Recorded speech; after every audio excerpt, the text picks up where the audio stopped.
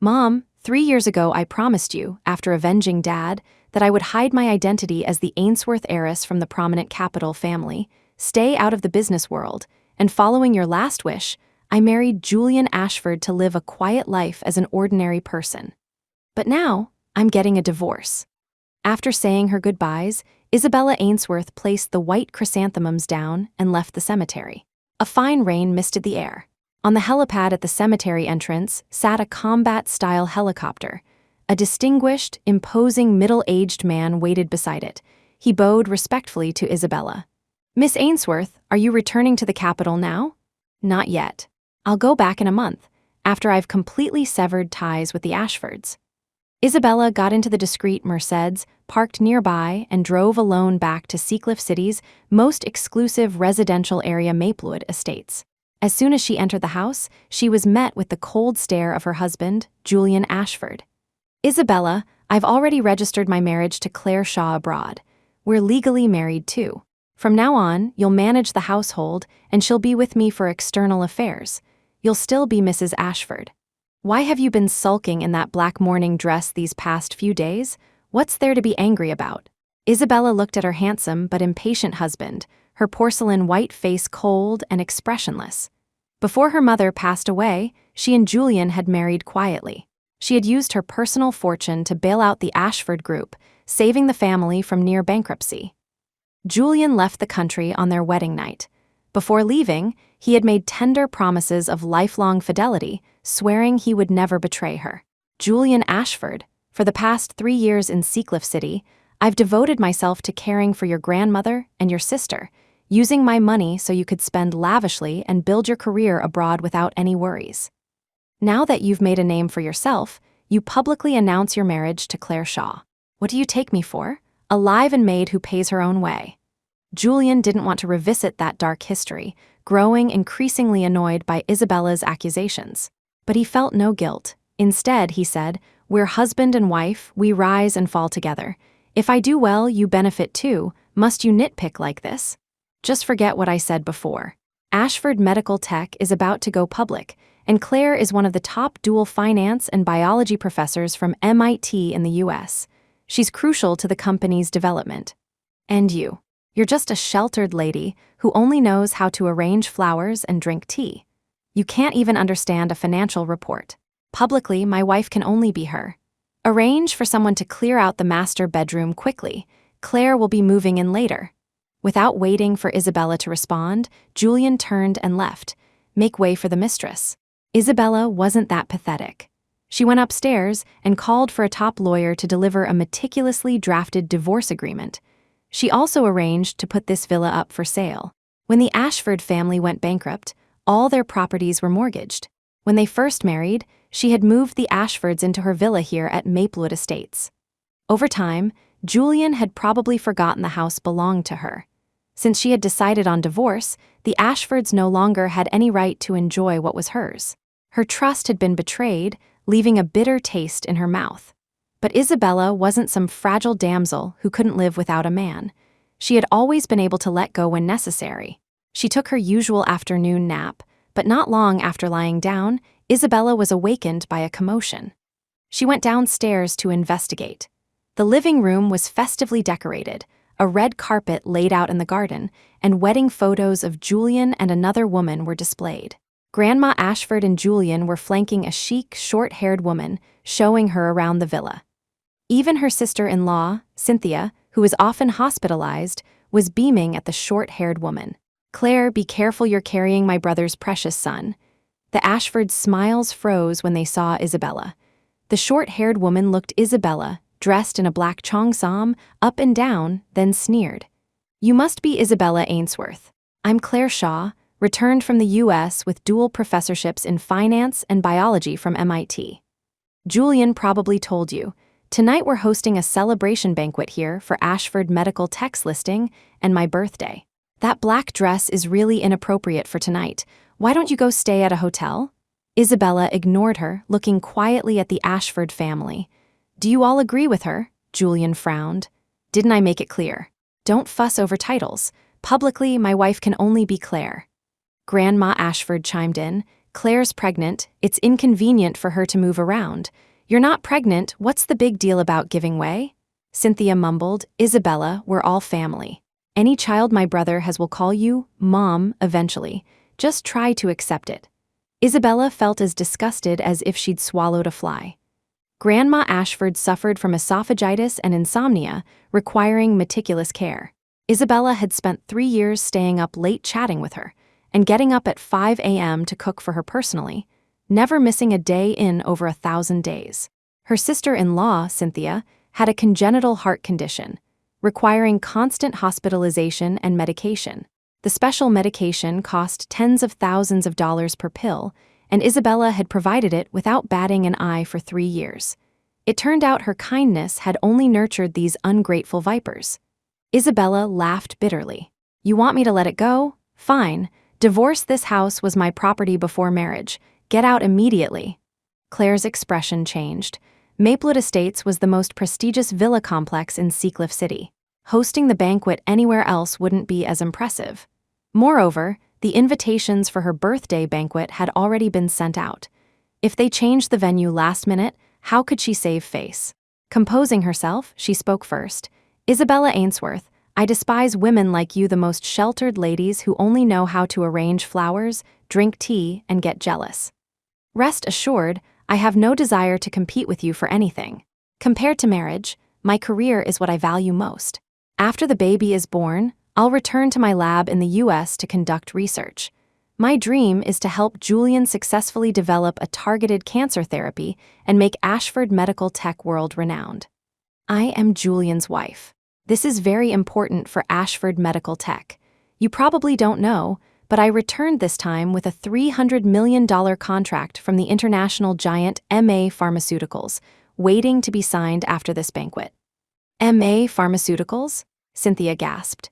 Isn't the life-saving special medicine I have to take every day exclusively developed by MA Pharmaceuticals?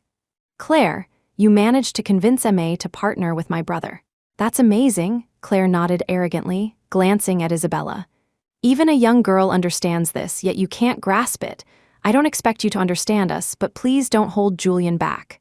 With that, Claire turned coldly and went upstairs. Isabella remained calm throughout. Julian immediately followed Claire, not forgetting to reprimand Isabella before leaving. No matter how much you fuss, you must leave Maplewood Estates before the party starts. Was he planning to rob her now? Next, Isabella heard Grandma Ashford calling security to throw her out. You can't take this house you married into our family, so your assets naturally belong to the Ashfords too. You can have a divorce, but you'll leave with nothing. Grandma Ashford's tone was utterly self-righteous. Isabella swept a cold glance over them. Then let's see if you have what it takes to make me leave penniless. Isabella walked out. She made a phone call. 5 minutes later, a convoy of Rolls-Royces pulled up in front of her. A man got out and approached her respectfully. Holding the jade Buddha pendant she had carefully selected for Grandma Ashford 2 weeks ago, along with the signed $300 million contract meant for Julian. She looked back at the bustling Maplewood Estates villa in the distance, then coldly threw the jade Buddha onto the ground. She commanded, destroy the contract. Immediately sever all ties between MA Group and Ashford Medical Tech. The head of MA Group Operations, Marcus Evans, quickly responded with deference. Yes, Miss Ainsworth. The Ashfords didn't know that MA Pharmaceuticals was just the tip of the iceberg of the Ainsworth family's wealth in the capital.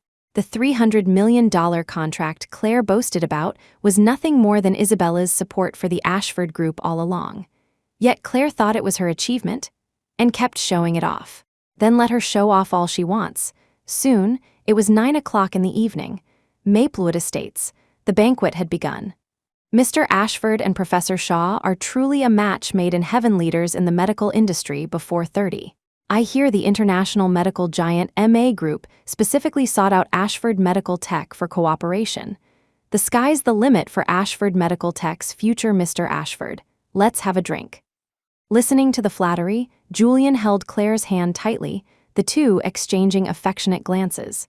Just then, someone appeared at the entrance and shouted into the hall, Julian Ashford, starting today, MA Group is cutting off all cooperation with Ashford Medical Tech. In 1 month, MA Group cordially invites all medical enterprises in Seacliff City to explore new partnership opportunities. Who are you? What nonsense are you spouting? Claire was more furious than anyone. Her reputation rested on that $300 million contract with MA Group, but the messenger left immediately after shouting the announcement. Julian's face darkened, and he immediately called the head of MA Group. He received confirmation, leaving Julian utterly baffled. The head of MA Group had personally said he was very optimistic about Ashford Medical Tech. Why would they suddenly stop cooperation? Although Claire was also angry that MA Group had ruined the banquet, she comforted Julian. "Don't worry, Julian. I'll go to MA tomorrow and negotiate the cooperation back. Rest assured, I was nominated for a Nobel Prize in Medicine in the US. Once I go personally, they'll definitely change their minds." Julian naturally agreed. But the banquet ultimately ended on a sour note. The next morning, Claire arrived confidently at the MA Group branch building, only to run into Isabella Ainsworth. Her face immediately fell. "Isabella Ainsworth, I didn't realize you had some tricks up your sleeve. You found out MA cut ties with Ashford, and now you're trying to win Julian back by rushing here to plead for cooperation first?" Claire glanced at Isabella's black cheongsam, radiating superiority. "Surely you don't think you can seal a deal just by inviting someone for tea?" Isabella remained composed. "Such insight. Is that how you usually secure your deals?" Infuriated by her attitude, Claire was about to lose her temper when Marcus Evans emerged from the elevator. She quickly put on a smile and hurried over. "Mr. Evans," Marcus Evans glanced at his boss's expression and quickly signaled security. "Who let this person in? Get her out of here." Hearing this, Claire's smile widened slightly as she shot Isabella a provocative look. A spoiled brat punching above her weight, trying to talk business.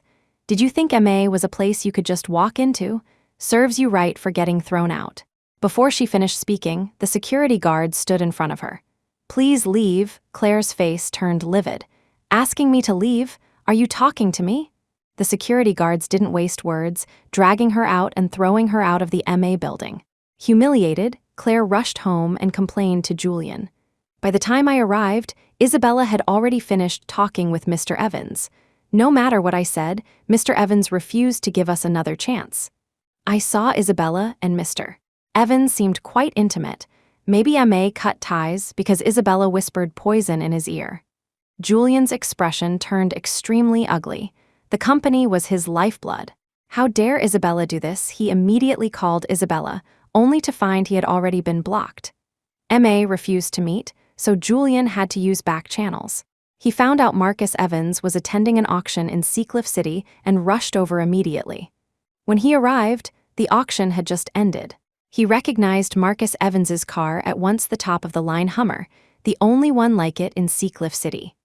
Julian got out, planning to wait for Marcus Evans, but when the elevator doors opened, the person who walked out was Isabella. His face grim, he stared at Isabella, dressed in a teal cheongsam, her graceful figure drawing a flash of admiration in his eyes, quickly replaced by anger. "When did you hook up with Marcus Evans?" Isabella glanced at him, unwilling to waste another word. As she was about to get into her car, he grabbed her wrist. "Isabella, there's no need for this. Just to spite me, you got involved with a man 20 years older than you. You invested in Ashford Medical Tech. I worked hard for 3 years to revive it. You poured your heart and soul into it too. You wouldn't want to see the Ashford Group go bankrupt because of your pillow talk, would you? Let's talk properly. Don't take things too far." The more Isabella listened, the more ridiculous it sounded. When he was kicking her out, why hadn't he mentioned her contributions to Ashford Medical Tech? She raised a hand to cut him off, too lazy to explain. "Since you know I can go too far, why haven't you signed the divorce papers yet? Your grandmother wants me to leave penniless. I won't be that cruel. Just get out of Maplewood Estates and give me half the shares in Ashford Group." Isabella Ainsworth? Just as Julian's anger flared, his phone rang. The voice on the other end was loud and urgent, clearly audible to Isabella. "Your sister collapsed, her heart condition flared up, come to the hospital quickly." Watching the man leave in a panic, Isabella curled her lip in a cold, mocking smile. Panicking? This is just the beginning. Did he think managing his household for the past 3 years was easy? Hospital. Julian rushed in. Hearing that Cynthia had fainted because she ran out of her medication, the veins on his forehead bulged with anger. "Why didn't you give her the medicine?" Grandma Ashford was already crying hoarsely, still cursing. "This week's supply is finished. It's all that heartless Isabella's fault she left and didn't even leave the medicine. If there's no medicine, then buy more." The butler standing nearby wiped sweat from his brow and whispered, "We can't buy this medicine. We've asked everywhere." Julian was stunned. "How can we not buy it?" The butler looked troubled. "We've already checked. It's a patented specialty drug from MA Group. Without connections, you can't buy it, no matter how much money you have." Connections? Julian rubbed his temples. Then how did Isabella get it? He immediately thought of Marcus Evans, and his face instantly darkened. As he was thinking, his secretary rushed over. "Bad news, Mr. Ashford, the herb supplier we've always worked with, suddenly wants to cut ties." Annoyed, Julian led the secretary into the hallway. "Do you need to ask me about such a small matter? Just find a new supplier." "But this supplier is from the capital, their quality is the best, and the set of equipment the lab was negotiating for was snatched up by someone else. Without the updated equipment, the new project can't proceed." Julian snapped impatiently, "Then offer more money and get it back." The secretary looked pale. "The cash flow isn't enough. The lab expenses are huge. Previously, Miss Ainsworth covered them every month. This month's payment was due yesterday, but she didn't send the money and we can't reach her." With Isabella gone, problems were popping up everywhere. "I heard Miss Ainsworth spent $100 million on a ginseng root at the auction recently. She must have the cash flow. Maybe you could talk to her. That would solve the problem quickly." The secretary trailed off, intimidated by Julian's ugly expression. "I'll figure out the money situation." Julian dismissed the secretary, rubbing his temples, feeling increasingly agitated. He had always thought Isabella had only injected emergency funds into Ashford Group 3 years ago. He hadn't realized she had been covering expenses every month. Why had she never mentioned it these past 3 years? Learning that Ashford Group was short on cash again, Grandma Ashford immediately wanted to confront Isabella. If it weren't for the Ashford family, Isabella, an orphan, would never have been able to hold on to that large inheritance the Ashfords let her live comfortably as a wealthy wife for 3 years. Instead of being grateful, she's causing trouble for you. "We must get money from Isabella." Thinking of Isabella's attitude, Julian frowned and stopped her. "Grandma, don't mention her again. You foolish boy, I heard from Claire. She cheated on you, and you're still thinking about her. That wasteful woman spent $100 million on a ginseng root. Letting her have money is just a waste. It would be better used to help our Ashford family in this emergency." Grandma Ashford was exasperated. So much money, no wonder the bird's nest, soup she used to eat every day, was gone as soon as Isabella left.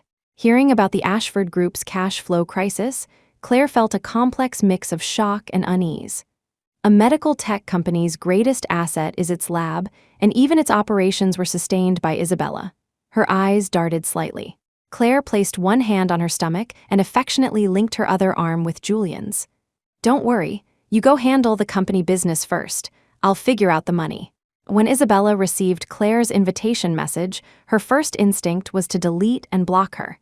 But the next day, she still encountered Claire at the coffee shop. "You saw Julian?" Claire demanded accusingly.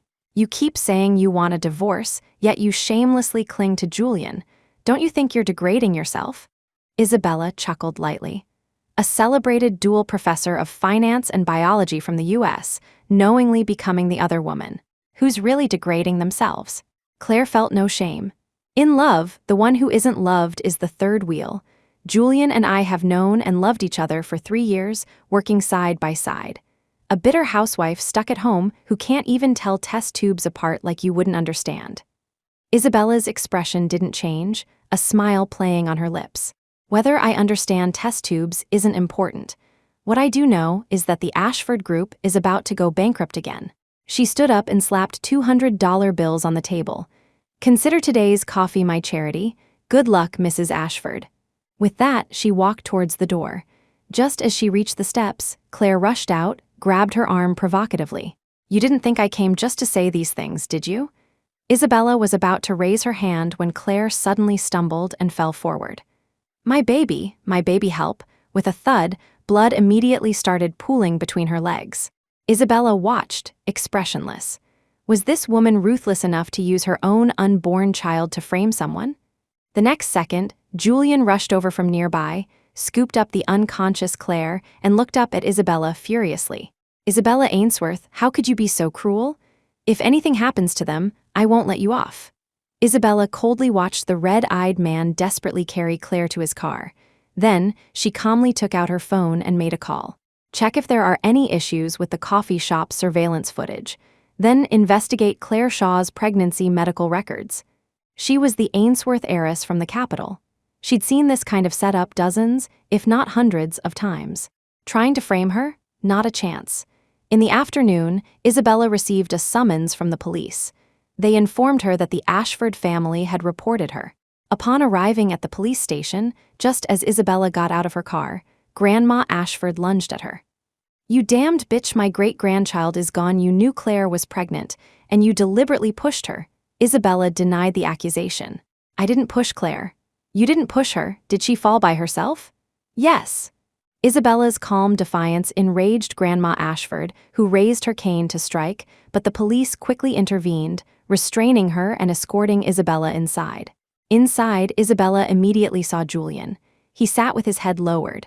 When she entered, he looked up, his eyes bloodshot. A police officer spoke. "Miss Ainsworth, the victim, Claire Shaw, is willing to sign a settlement agreement, but requires compensation of $500 million. $500 million? Isabella walked over and sat down opposite Julian. "That's quite a bit less than I expected. Should I add some more? Otherwise, it might not be enough to fill the hole in the Ashford Group's finances." Julian's face darkened instantly, his chest heaving. "Isabella Ainsworth Claire has lost her child. Her pain is enough to justify you spending a lifetime in prison. She's kind enough to let you off, and you're ungrateful? Then there's nothing more to say. We'll proceed with legal action." Julian finished speaking and walked straight out. The mediators looked at each other. "Miss Ainsworth, you shouldn't have provoked him. We've inspected the scene. The coffee shop surveillance system happened to be broken, and there are no eyewitnesses. The current situation is not in your favor. The other party is a pregnant woman. If she sues, your chances of winning are slim." Isabella, the accused, was the calmest person there. Within half an hour, Marcus Evans arrived with a lawyer. Marcus laid out the collected evidence. "Miss Ainsworth, as you instructed, I checked Claire Shaw's medical records. She was never pregnant." The lawyer handed several documents to the police, adding, "This is the blood residue from the scene.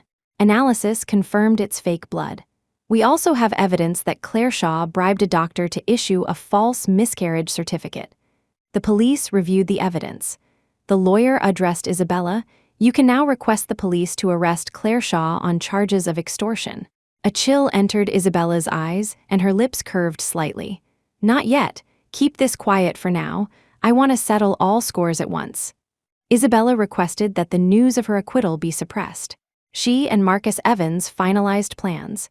In 2 weeks, MA Group would hold a bidding conference, formally inviting all medical enterprises in Seacliff City to find new partners. In 2 weeks, it would also be time for Isabella to return to the capital. The reckoning with the Ashfords needed to come to an end. Once the news of MA Group's bidding conference was released, Ashford Group, the former partner, found itself implicitly and explicitly sidelined and pressured by competitors. Julian was overwhelmed with work. The Ashfords had no energy to bother Isabella. Soon, 2 weeks passed. Seacliff City First Hotel. The hotel was magnificent, and even the cheapest glass of red wine at the banquet cost upwards of $100,000. The attendees included not only medical entrepreneurs from Seacliff City, but also numerous tycoons from capital financial groups. Any one of them could make the financial world tremble. Julian entered with Claire, both stunned by the network MA Group commanded. He looked eagerly at the crowd. Rumor has it the investor behind MA Group is the Ainsworth family from the capital. Looks like the rumors were true. The head of the Ainsworth family will be here tonight. Let's go meet them and discuss cooperation again. Even if we can't get the MA contract back, connecting with any tycoon from the capital could solve the company's financial crisis." Claire agreed. "Then we won't have to waste time dealing with Isabella." As they spoke, gasps arose from the entrance. They turned around, both stunned. Isabella Ainsworth walked in, wearing a gold-threaded cheongsam. The three-dimensional embroidered peonies on the hem were breathtakingly lifelike, complementing her unrivaled beauty. Her stunning figure captivated everyone. A surge of jealousy hit Claire. She deliberately linked arms with Julian and stepped forward, snapping at Isabella. "How did a murderer like you get out of the police station?" "Ha, Marcus Evans bylaid you out, didn't he? Do you think just because you climbed into that old man's bed, he can protect you forever?" Claire was so jealous she wanted to broadcast Isabella's supposed disgrace to the world. "Marcus Evans is just an employee working for MA. You don't know, do you? The real investor behind MA Group is here today, someone from a prestigious capital family, not someone a murderer like you can approach. If you know what's good for you, get lost now. Don't wait to be thrown out like a dog." Isabella's lips curved upwards in a cold sneer. "How do you know I'll be thrown out? Are you very familiar with the owner behind MA Group?" Claire didn't catch the implication, stating arrogantly, "Of course, I'm more familiar than you are. If you hadn't used pillow talk to make Marcus Evans interfere, MA wouldn't have cut ties with Ashford Group. Just you wait. When I meet the head of the Ainsworth family later, I'll definitely expose your evil deeds, Isabella Ainsworth.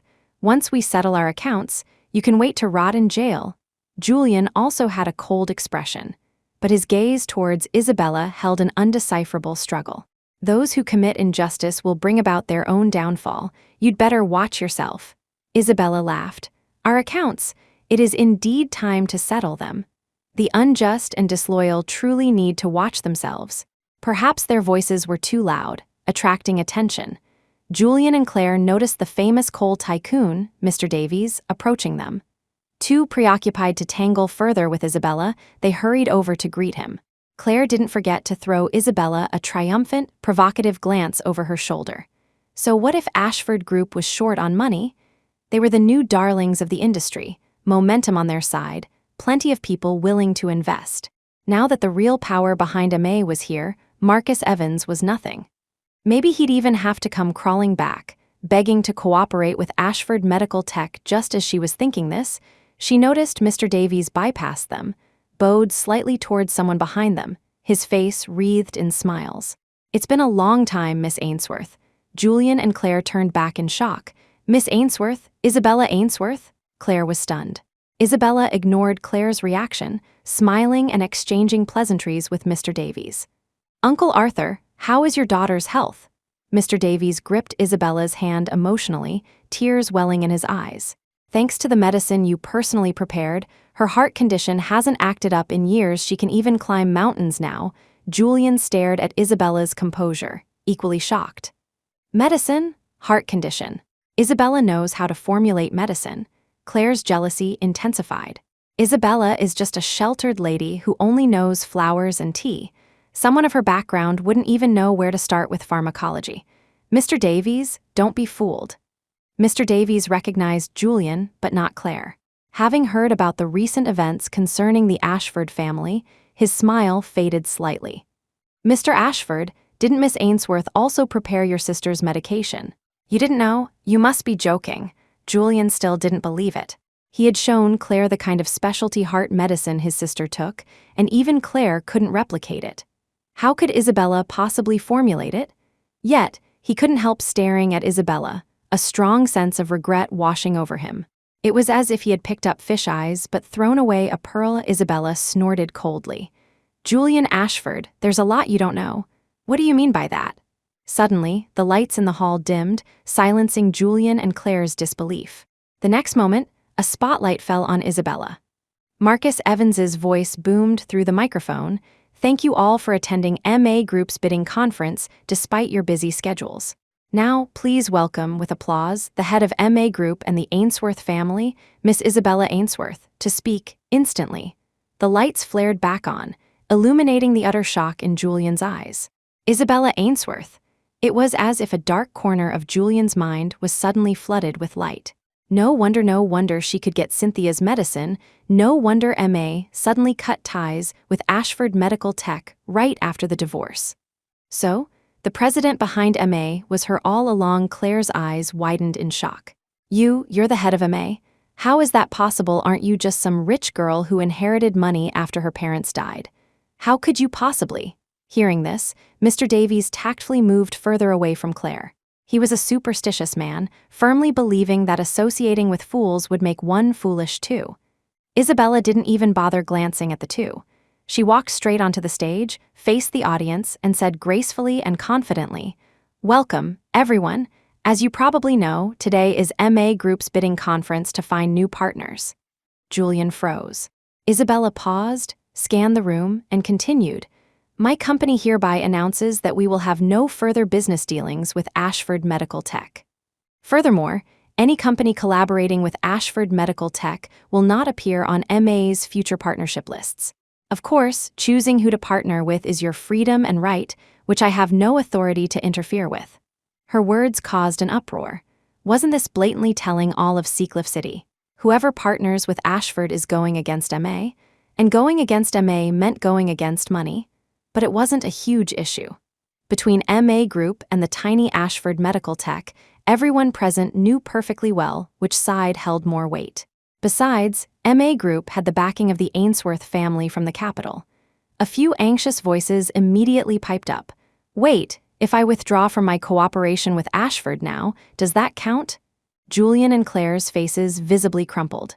These companies had eagerly latched onto them when they first returned, yet now they were so quick to distance themselves. Claire shouted angrily, "On what grounds?" "Isabella Ainsworth, this is deliberate malicious competition." Hearing this, Isabella chuckled softly.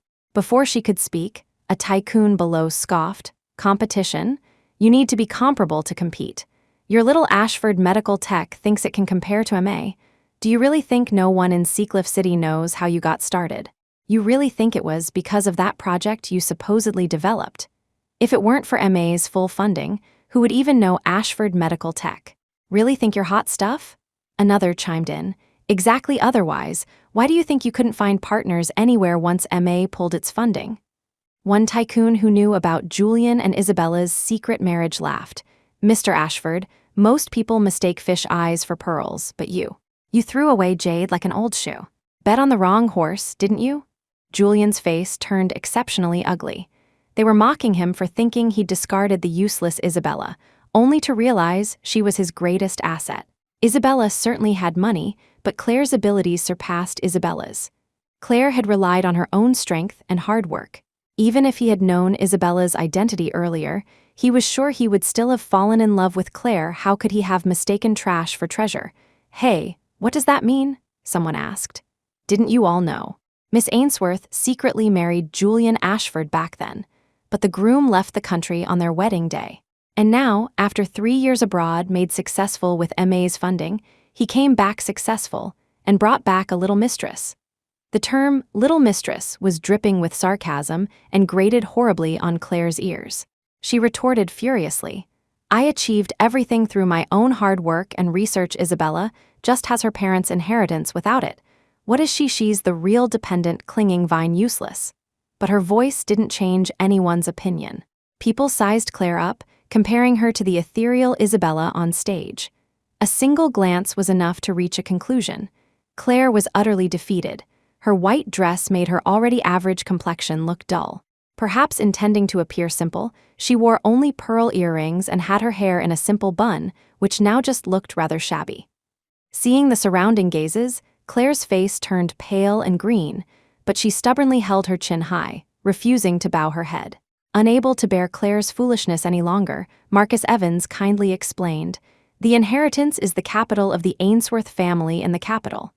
MA Group was founded by Miss Ainsworth herself when she was 16, without a single cent from her family." "You're lying. How could she start a company without family support?" Claire scoffed, clearly disbelieving. Marcus looked at her as if she were an idiot. "With patent royalties, of course. Where do you think Julian Ashford got that well-developed cancer therapy project?" That was the result of 6 months of work by Miss Ainsworth and her expert team in the lab. All you had to do was follow the directions outlined in the project. Otherwise, did you think you were some kind of genius, able to crack it so easily? Nobel Prize nominee? Don't make me laugh. Hearing this, Julian froze. The cancer project. Isabella did it.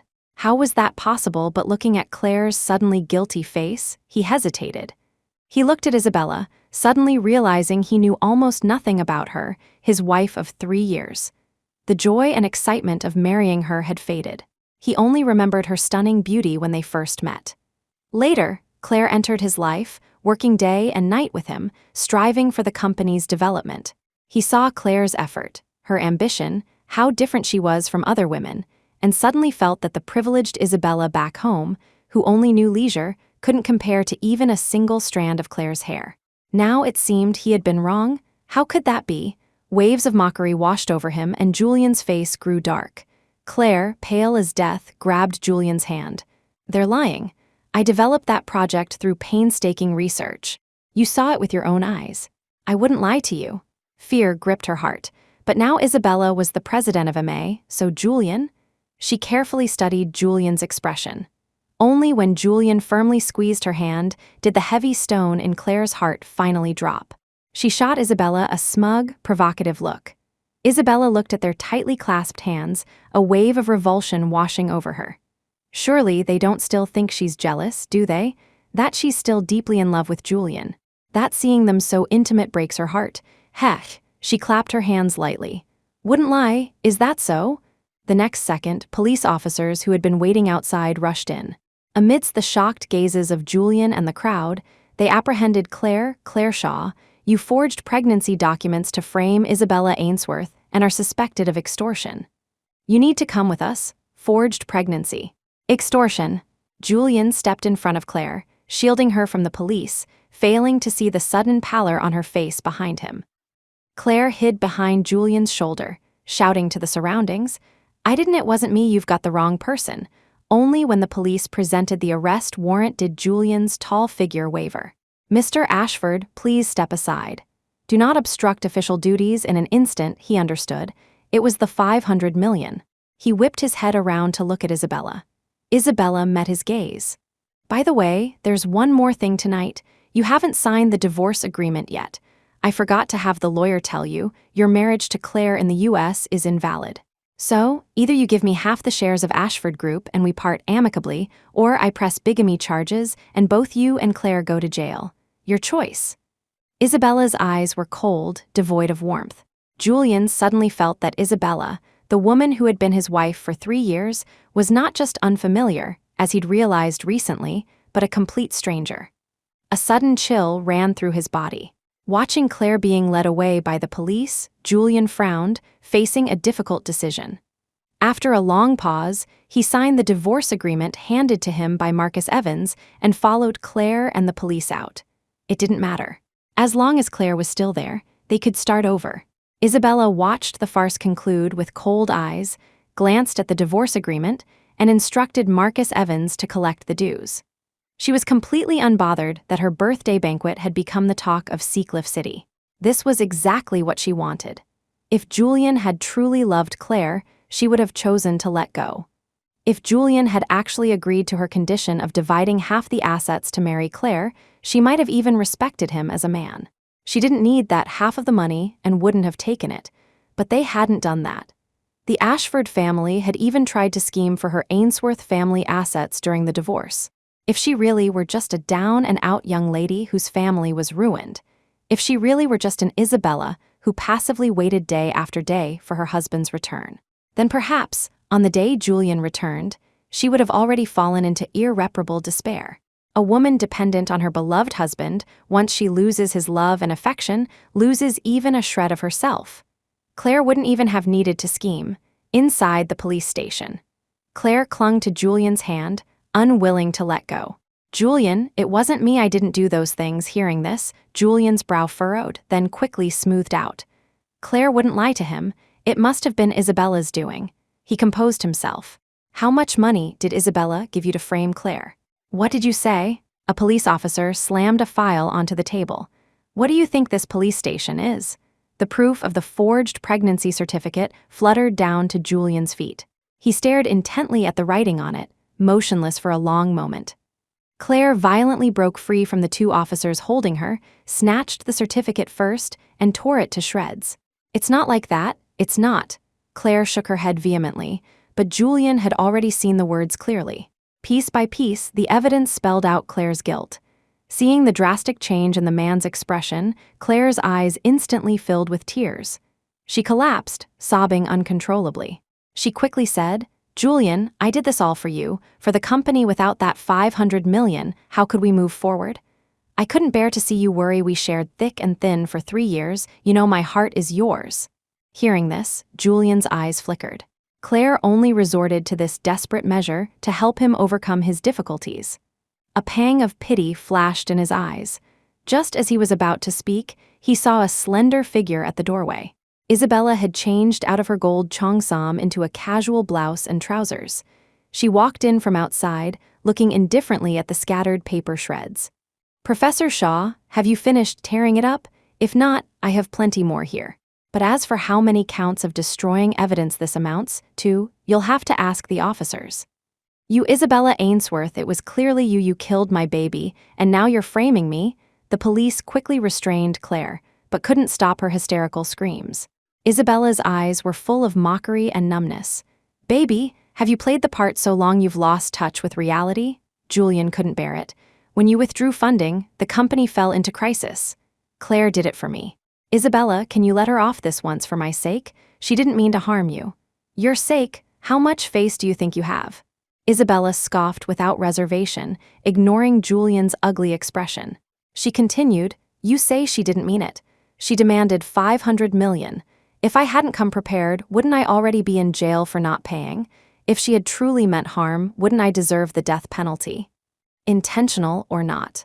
Julian Ashford, are you genuinely stupid or just pretending? I found this out easily, yet you were deceived until now. Let me tell you whether Claire was intentional or not." With that, Isabella pointed at Claire. "You faked a pregnancy to force his hand, made Julian commit to you in the US and bring you back, forcing me into a divorce. But when you learned I wasn't willing, even though you claimed you were pregnant, the Ashfords didn't want to lose me, their cash cow, because of my family's assets. Ashford Medical Tech also happened to have a broken funding chain at the time. So you decided to use this so-called baby to frame me and extort a large sum of money, right? Claire Shaw, you really shouldn't have studied biopharmaceuticals. You should have gone into acting. You'd definitely be a rising star.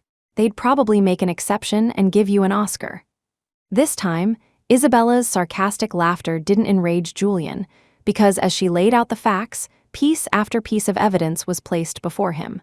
Slowly, incredulously, Julian looked at Claire. Panic was the only thing left in Claire's eyes now.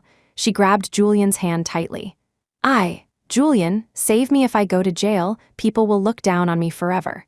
I can't have a criminal record, Julian. I did it all for you. Have you forgot? I was the one who stood by you through all the hardships these years.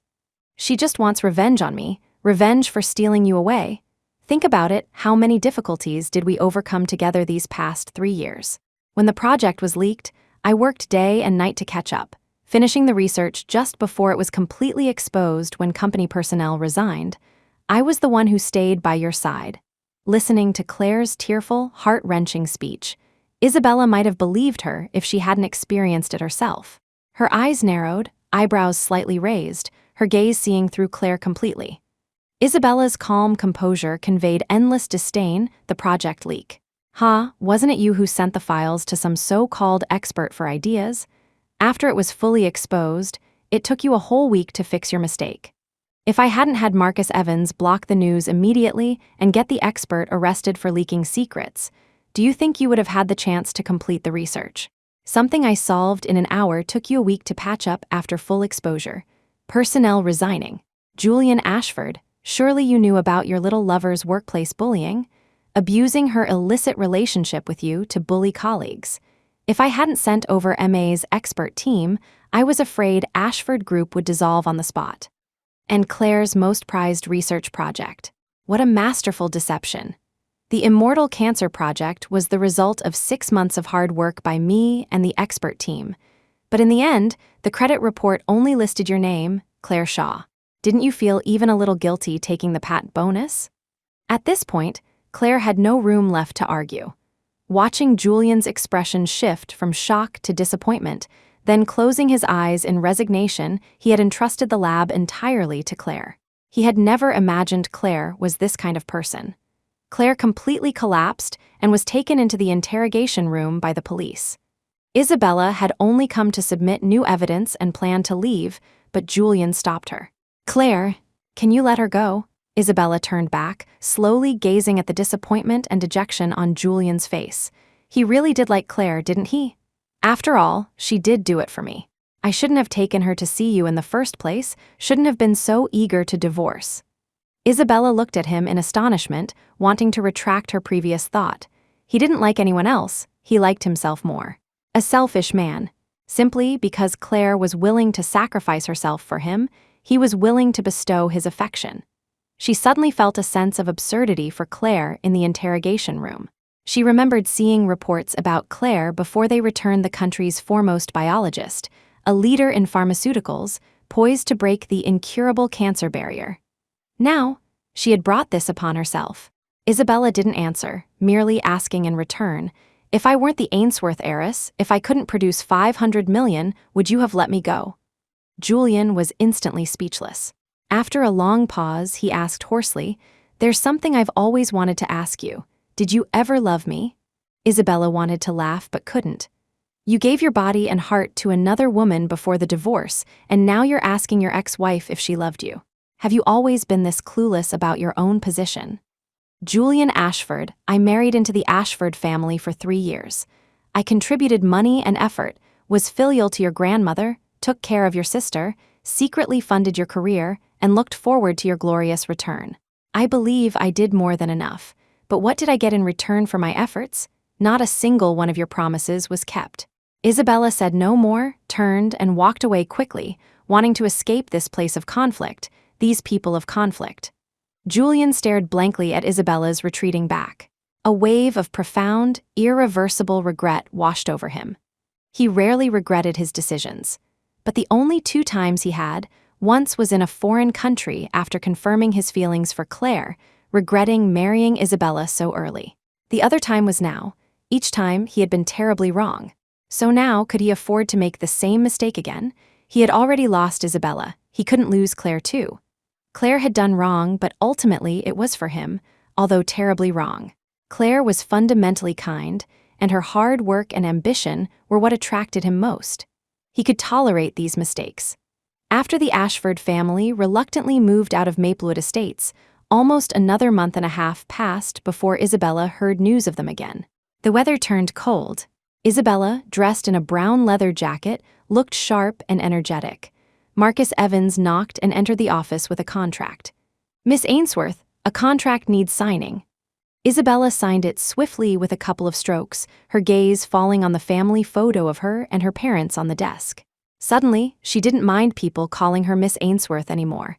Hearing it felt like her parents were still there.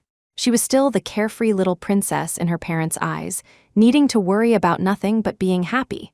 But while the title remained, she had already started standing on her own. Isabella sighed inwardly and looked at Marcus. "Anything else?" Marcus hesitated. "The police station reported that Claire Shaw was released on bail because she's pregnant. I had someone check this time. She really is pregnant." Isabella's reaction was too calm. Marcus couldn't help asking, "So we just let it go like that?" "Let it go. Bail isn't for life. I'm actually curious to see if she has the stamina to avoid prison by having one baby after another," Isabella said. "Have the Ashfords delivered the shares and compensation yet?" "They have, but Ashford's shares aren't even worth as much as one of MA's subsidiaries now. This compensation. Without MA's expert team, I doubt they can even keep the company running," Marcus said scornfully. "Don't underestimate Julian Ashford. MA supported them for 3 years after all. Even a weakened entity still has resources. Besides, don't forget, the domestic Ashford branch is just that, a branch. The headquarters are in the U.S., Isabella said, twirling her pen with a slight smile. "Julian's mind is sharp. If he can't make it in pharmaceuticals, he'll find another way." "You guessed right. I heard he's been trying to acquire land on Willow Creek Road recently. The one from the Thorne family seems to be competing with him for it. Julian hasn't managed to secure it yet. Turns out the land title changed hands. It'll probably go up for public auction in a few days." "Willow Creek Road? Wasn't that the place she planned to acquire for building her biopharmaceutical company? Wait, that wasn't right, she asked, startled. The Thorne family? Sebastian Thorne? Yes. He's in charge now. Seeing Marcus nod, Isabella was surprised. Julian wanted that land because it was cheap. He was also involved in real estate. Buying the land would benefit him, whether he developed it himself to boost nearby property values or packaged it for sale later. Why would Sebastian Thorne get involved in this mess? As far as she knew, the Thorne family had no properties or shops on Willow Creek Road, nor even a factory nearby. Surely not just for fun. I'll go to that auction too, join the fun. Haven't seen Sebastian Thorne in years. Marcus nodded and immediately went to make arrangements. Thorne Corporation Building. Leo Miles plopped down on the leather sofa, wincing as his phone dug into him. He pulled it out and the screen lit up.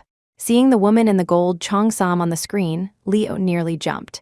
Sebastian, you set this as your screensaver? What's wrong? Isn't she beautiful? Sebastian Thorne came around from behind his desk and snatched his phone back from his friend.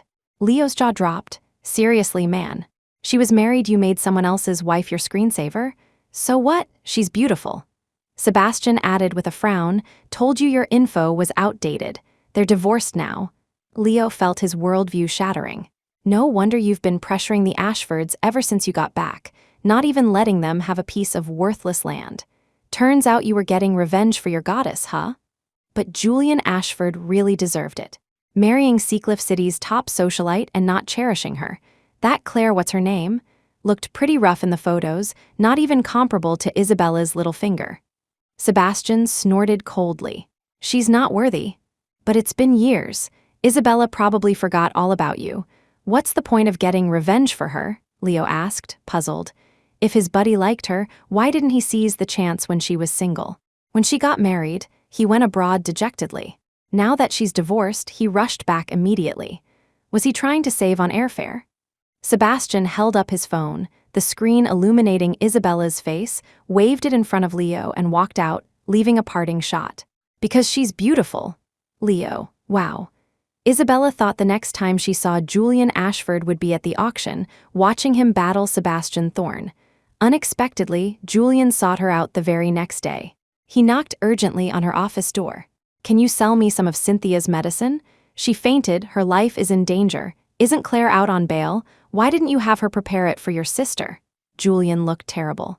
Claire had tried, she simply couldn't formulate it. Even if you won't sell, there's no need for sarcasm. Isabella smiled. You only think I'm being sarcastic because you admit she's inferior to me. That rare genius of medicine, virtuous and talented. Wasn't that what you said? Now it seems she has no virtue and her talent was fake too. She added, now that was sarcasm. Julian's expression darkened further. Isabella raised an eyebrow. I can sell it to you. The cost is around $100,000. For the sake of our past marriage, I'll sell it to you for $500,000 per pill. USD, Isabella added. 500,000? Julian was aghast. MA doesn't need this money, right? Are you ripping me off? Whether I need it or not, I haven't asked you for the cost of the medicine from the past 3 years. When you demanded $500 million, did you think you were ripping me off? Julian fell silent. Truly, you don't know the pain until the knife cuts you. Isabella sneered. Buy it or not, it's up to you. Cynthia has been nourished by my precious medicine for 3 years. Even if you use ordinary medicine afterward, as long as she doesn't do anything reckless, she won't die anytime soon. Fainting every few days. She's been doing extreme sports again, hasn't she? Seeing Julian's expression, Isabella knew she was mostly right. In the end, Julian gritted his teeth and bought a month's supply. Isabella meant $500,000 per pill, and she got $500,000, not a cent less. By the time he got home, Cynthia had woken up. Grandma Ashford and Claire were by her bedside. After taking the medicine, her color improved significantly. Soon, Cynthia threw off the covers and got out of bed, making Grandma Ashford anxious. Slow down, you can't get excited, don't get agitated. Oh, please, can Isabella's medicine be wrong? I've taken it for 3 years. As long as I take it on time, nothing happens. With that, Cynthia rolled her eyes at Claire. Unlike someone else's medicine, guaranteed it would work, but turned out to be worse than what you get at a regular hospital. Just a few hours later, I was skydiving with friends and just passed out like that's so embarrassing. Shut up, wasn't your sister-in-law just worried about you? She's pregnant and still preparing medicine for you, and you can't even be grateful. Julian scolded. How is she my sister-in-law? Your US marriage isn't even recognized here, and you're not married here yet, right? Besides, Isabella prepared my medicine for 3 years, and you never told me to be grateful. Why should I be eternally grateful now that it's Claire? Cynthia pouted stubbornly, looking at the silent Claire, reminded of how Isabella used to be. Both pathetic. Grandma Ashford glanced at Claire, displeasure flickering in her eyes, but still placated for the sake of Claire's pregnancy. Enough, Cynthia. Claire is carrying a baby. Then she turned to Claire with a benevolent expression. Claire, dear, there's no rush to get married. Julian's career is unstable right now, and you're still early in your pregnancy. We can wait a bit longer. Claire clenched her fists but said nothing, just pulling Julian's hand and nodding. That old hag, does she really think I don't know she's been checking my hospital records behind my back, afraid I'd pull another fake pregnancy stunt? What unstable career? Isn't she just waiting to see my belly grow? Don't get married now. Are we supposed to get married after I give birth and go back to prison? Claire felt incredibly wronged, but she needed Julian now, so she had to yield. Julian, it's all my fault, but the company is more important. It's okay if I suffer a little. Julian looked troubled, knowing it wasn't a good time to get married. The domestic branch was besieged, and things were precarious abroad too. But looking at Claire, seemingly considerate of him, and her slightly showing belly, he looked firmly at his grandmother. I am going to marry Claire. No, Grandma Ashford refused outright. This Claire had suggested making Isabella leave penniless, but what happened? Not only did the Ashford family get nothing, but they also lost a villa. Now she was accused of extortion over a fake pregnancy. Who knew what else she was plotting against the Ashford family if you asked her, even if they were to marry, wait until Claire gave birth, confirm she could hold her great-grandchild, then marry? My mind is made up. After some time, Claire and I will set the date. Julian finished speaking, pulled Claire away, giving Grandma Ashford no room to object. How could my brother be like this? Things weren't like this. When Isabella was here, how come I have no status at home before she even marries, and what will happen once she does? Cynthia complained angrily, pulling at Grandma Ashford. No way, with her head full of dirty tricks. Who knows if the baby she's carrying to marry into our family is even my brother's? Isabella was better. At least whenever a big brand released new items, she had them sent to me the same day. It's been so long since I've worn anything new. My friends are laughing at me. Claire, who had turned back to get something from the doorway, heard this and nearly ground her teeth to dust. Julian had clearly heard it too, his face extremely ugly. He was about to go back in to discipline Cynthia again, but was stopped by Claire. He saw Claire shake her head humbly, looking down, unable to discern the depth of sadness in her eyes. Cynthia is right, I'm not as useful as Isabella. I can neither help you in your career nor share the burden at home. Julian, maybe. We should separate. I don't want to drag you down. Hearing this, Julian hugged Claire, moved. What nonsense are you talking about? I just said I was going to marry you. Don't worry, I'll treat you well for the rest of my life. As the words left his mouth, Julian felt a wave of disorientation. He suddenly remembered saying the same thing to Isabella 3 years ago. No, this time, his love for Claire was genuine. He and Claire had confirmed their feelings for each other. It was different from Isabella. Thinking this, he handed Claire a card. Take this card and use it for now. Once the company stabilizes a bit, we'll get married. Claire nestled in Julian's arms, hiding the calculation in her eyes, nodded, and placed Julian's hand on her belly, looking sweet. The baby and I are waiting for our wedding. These days, Isabella was busy with new contracts at MA. After the birthday banquet, she chose a promising new company.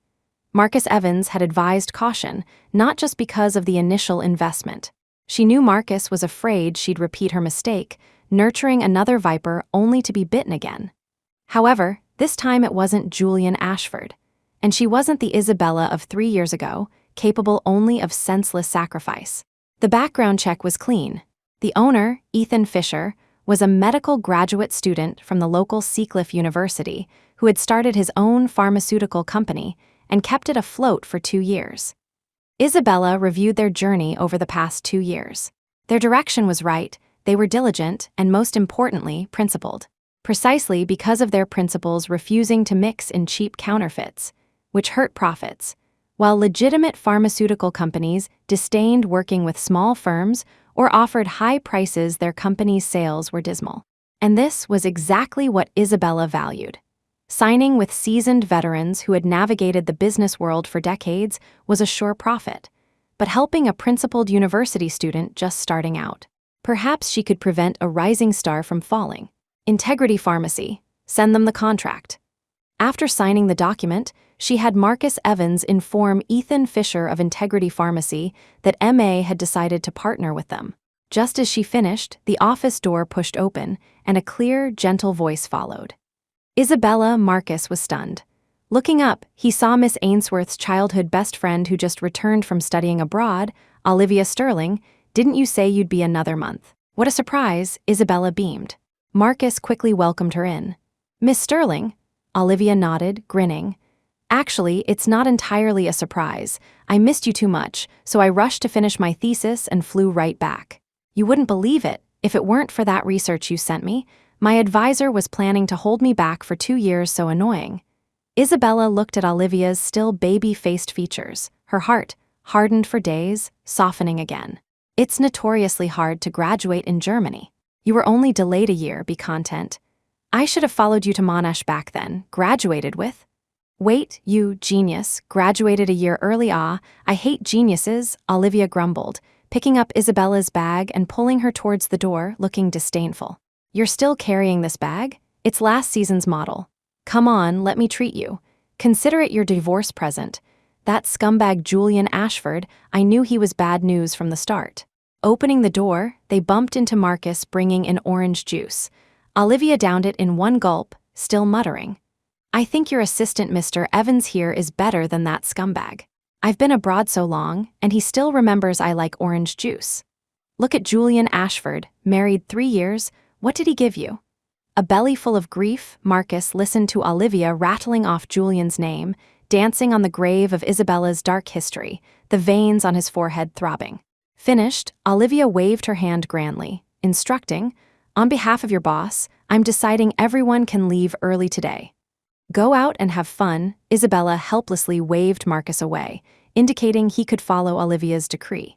I didn't expect that after all these years, the nouveau rich daughter grew up to be nouveau rich herself. Hearing this, Olivia shot Isabella a mock glare. When she was little, she hated people calling her dad nouveau rich. Later, she started calling him that herself, so she couldn't stop others anymore. By the time the two reached the car downstairs, the news of the sudden paid day off had already spread throughout MA Group. Messages flooded the company chat. Miss Ainsworth is generous, long live. Miss Ainsworth's best friend Sebastian Thorne arrived at this moment, inexplicably finding the doors closed. Marcus apologized. Miss Ainsworth isn't here. The company is closed today. Leo Miles gasped first, checked the date, incredulous. Your company takes Mondays off too? It was decided impromptu.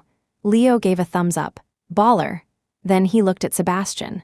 Maybe you should find a fortune teller to check your fate with her this lifetime. Forget getting together. How come you two have such a hard time even meeting? Shut up if you have nothing nice to say.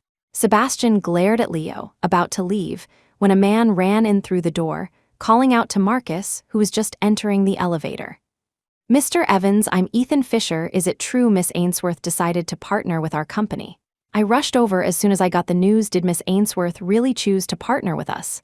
Hearing this, Sebastian stopped, frowning as he looked back. A young university student type, clean-cut, still wearing a backpack. MA's new partner. Did the secretary ever send over Thorne Corporation's proposal? Didn't Isabella see it? What was Isabella thinking? Leo, acting as Sebastian's mouthpiece, saw through his thoughts instantly, then smiled knowingly, deliberately adding, after all, Miss Ainsworth is divorced now. Sometimes, good-looking peers are also competition. His gaze wandered between Ethan Fisher and Sebastian Thorne. Indeed, Ethan Fisher wasn't bad-looking, a clean-cut puppy dog type. Compared to him, Sebastian was indeed a bit wilder, bossy, and bad-tempered. Leo blurted out his thoughts before being kicked hard by the dark-faced, smiling devil. Let's go, gritting his teeth. With that temper, he wanted to pursue Isabella. He couldn't even pursue Leo himself. Meanwhile, Isabella drove Olivia to SKP. These past years, consumed by the Ashfords' trivial matters, she rarely went shopping. Any free time was spent in the lab. Even replacing Cynthia's jewelry and clothes was handled entirely by Marcus. She feared Marcus, a grown man, probably knew more about fashion than she did now. Olivia was still the same as before, disliking VIP showrooms. She walked into a store, grabbed a dress, and held it against Isabella. "I've discovered, Isabella, every color looks good on you. The new Gianni Versace show just finished. Let's go check it out." They went to Versace. The sales assistant, Arlene, had just taken the dress Olivia liked when someone snatched it away. "Sorry, Arlene, my customer is in a hurry. This is currently the only one of this dress in the country. Shouldn't we give it to someone who can definitely buy it?" Olivia was still looking at clothes and didn't notice. Isabella turned around. Her SA, Arlene, was arguing with another SA over the dress they had just looked at. The other SA was disdainfully scanning her from head to toe, her gaze lingering on the outdated bag as if confirming Isabella couldn't afford it, her expression growing even more scornful. "Arlene, I'll take this dress," Isabella said, looking back at the other SA. Arlene beamed. "Okay, I'll wrap it up for you right now." Isabella calmly followed Olivia to look at bags. She thought the matter was settled, but within 2 minutes, the sharp click of heels and an arrogant voice sounded behind her. "I saw this dress first. Are you trying to compete with me?" Isabella recognized the familiar voice, raised an eyebrow, and turned around with Olivia. Cynthia and Claire. Claire trailed behind Cynthia, her face lacking the arrogance of their first meeting, but her gaze towards Isabella was now filled with hatred. "Fine, no provocation, just hatred? Miss Shaw, out wandering around while on bail thanks to your pregnancy?" Isabella smiled, her words sharp. Olivia burst out laughing, shifting her gaze to Cynthia. "Does the Ashford family still have money for you to spend? This dress is $190,000. Is that more than your brother's company makes in a month? You Isabella Ainsworth, you think you'll last long without my brother, with your brain. I'm waiting to see M.A. go bankrupt. Who cares about you without him? This dress, charge it, I want it." With that, Cynthia presented a black card. The SA eagerly went to process the payment. Isabella narrowed her eyes slightly. If she wasn't mistaken, that card was one she had given Cynthia back then. Insulting her to her face while planning to spend her money, Isabella smiled and nodded. "Is that so? Then I'm afraid you won't see it happen, neither the dress nor M.A.'s bankruptcy." Cynthia's face changed. "What do you mean?" Just then, the SA returned with the card. "Miss Ashford, this card won't work. The funds have been frozen." "How can it not work? This card is..." Cynthia paused, suddenly remembering. This was the black card Isabella had given her. "Bitch, why did you cancel my card? Only bitches have the gall to spend other people's money," Olivia interjected darkly. You what? Did your mother just give birth to you and not raise you? Is that why you have no morals?" Cynthia couldn't win against the sharp-tongued Olivia, her face flushing red, chest heaving. Claire quickly intervened. "Since you're divorced, why be so aggressive? I thought you were more noble than this." "Noble? You're so noble." The noble mistress who climbed into his bed. Olivia took them down one by one or two by two. She was on a roll now. Most of the SAs had gathered around, whispering about Claire, especially her slightly showing belly. Isabella sneered, "It's my money. I'd rather throw it away than let ungrateful people spend it." She then said to Cynthia, "Don't you love spending your sister-in-law's money? Have your sister-in-law Claire pay for it." Hearing this, Claire turned pale. The card Julian gave her, she had originally planned to buy herself something nice. But living with the Ashfords, trying to maintain good relations, meant constantly buying supplements for Grandma Ashford. Now she had to accompany Cynthia out, buying clothes and jewelry, already spending quite a bit. And Cynthia's specialty heart medicine Julian had simply told her to procure it from M.A. Where was she supposed to get the money? It had to come from this card. She had just spent $500,000 yesterday. Now a $190,000 dress? Her heart was bleeding. Before, when she was with Julian, she didn't have to worry about anything, not even money. Now, about to get married, she was barely making ends meet. And she had brought legal trouble upon herself. But she wouldn't allow herself to regret it. This was all Isabella's fault. If she hadn't forced Julian to marry her through obligation, Julian wouldn't have realized his true love was Claire after meeting her, wanting a divorce but unable to get one. Leading to all this, it was all Isabella's fault. Claire's hand, holding the card, tightened. Suppressing her hatred, Claire gritted her teeth and handed the card over, forcing a smile. "Charge mine." Cynthia was completely unappreciative, scoffing. "Yours? Isn't it still my brother's money? Stop pretending it's yours." "Ha ha ha ha!" Olivia roared with laughter, mocking openly. Isabella's red lips curved as she looked at Claire. The emotion in her eyes was clear to anyone. "This is the Ashford family you schemed so hard to marry into." Claire looked exceptionally terrible. "Oh, by the way, Arlene, I don't want this dress after all," Cynthia scoffed again. Even the SA beside Cynthia looked smugly at Arlene. A $190,000 dress, her commission this month, was finally going to secure her the top spot. Isabella drew out her words, continuing, "Except for this dress, all the new arrivals this season, bags, shoes, clothes in both our sizes, 2 of each. Send them to the usual address." As her words landed, the faces of Cynthia and the other SA froze. Yes, I'll deliver them personally to Maplewood Estates." Isabella left with Olivia, once again grateful for cutting her losses promptly. Arlene, the SA, bowed repeatedly, ecstatic, as she saw them off. Isabella hadn't made the purchase just to spite them, but it not only slapped the other SA's face, but also made Claire's $190,000 purchase seem utterly insignificant. Cynthia's face predictably fell further. She remembered how, before, she didn't even need to visit the stores. Whenever her favorite brands released new collections, someone would come to her home and replace her entire walk-in closet. Claire had only bought her one dress, and so reluctantly comparing the two, she couldn't even bear to look at Claire anymore. "I really don't know what my brother was thinking, choosing you over Isabella." Cynthia stomped her foot, lost interest in the dress, and walked off.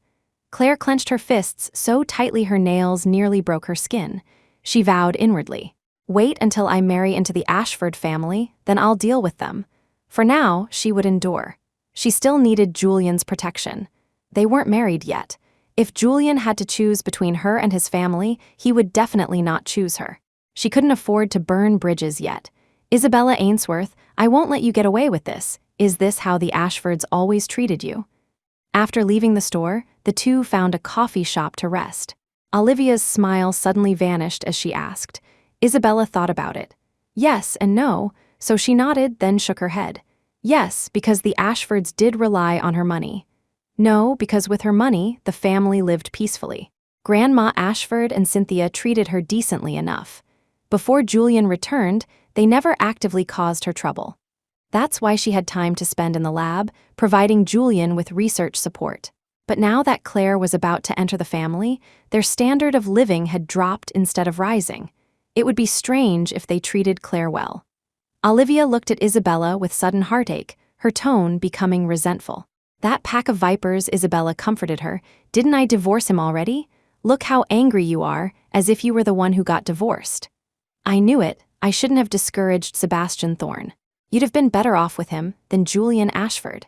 Isabella was confused. What does Sebastian Thorne have to do with anything?"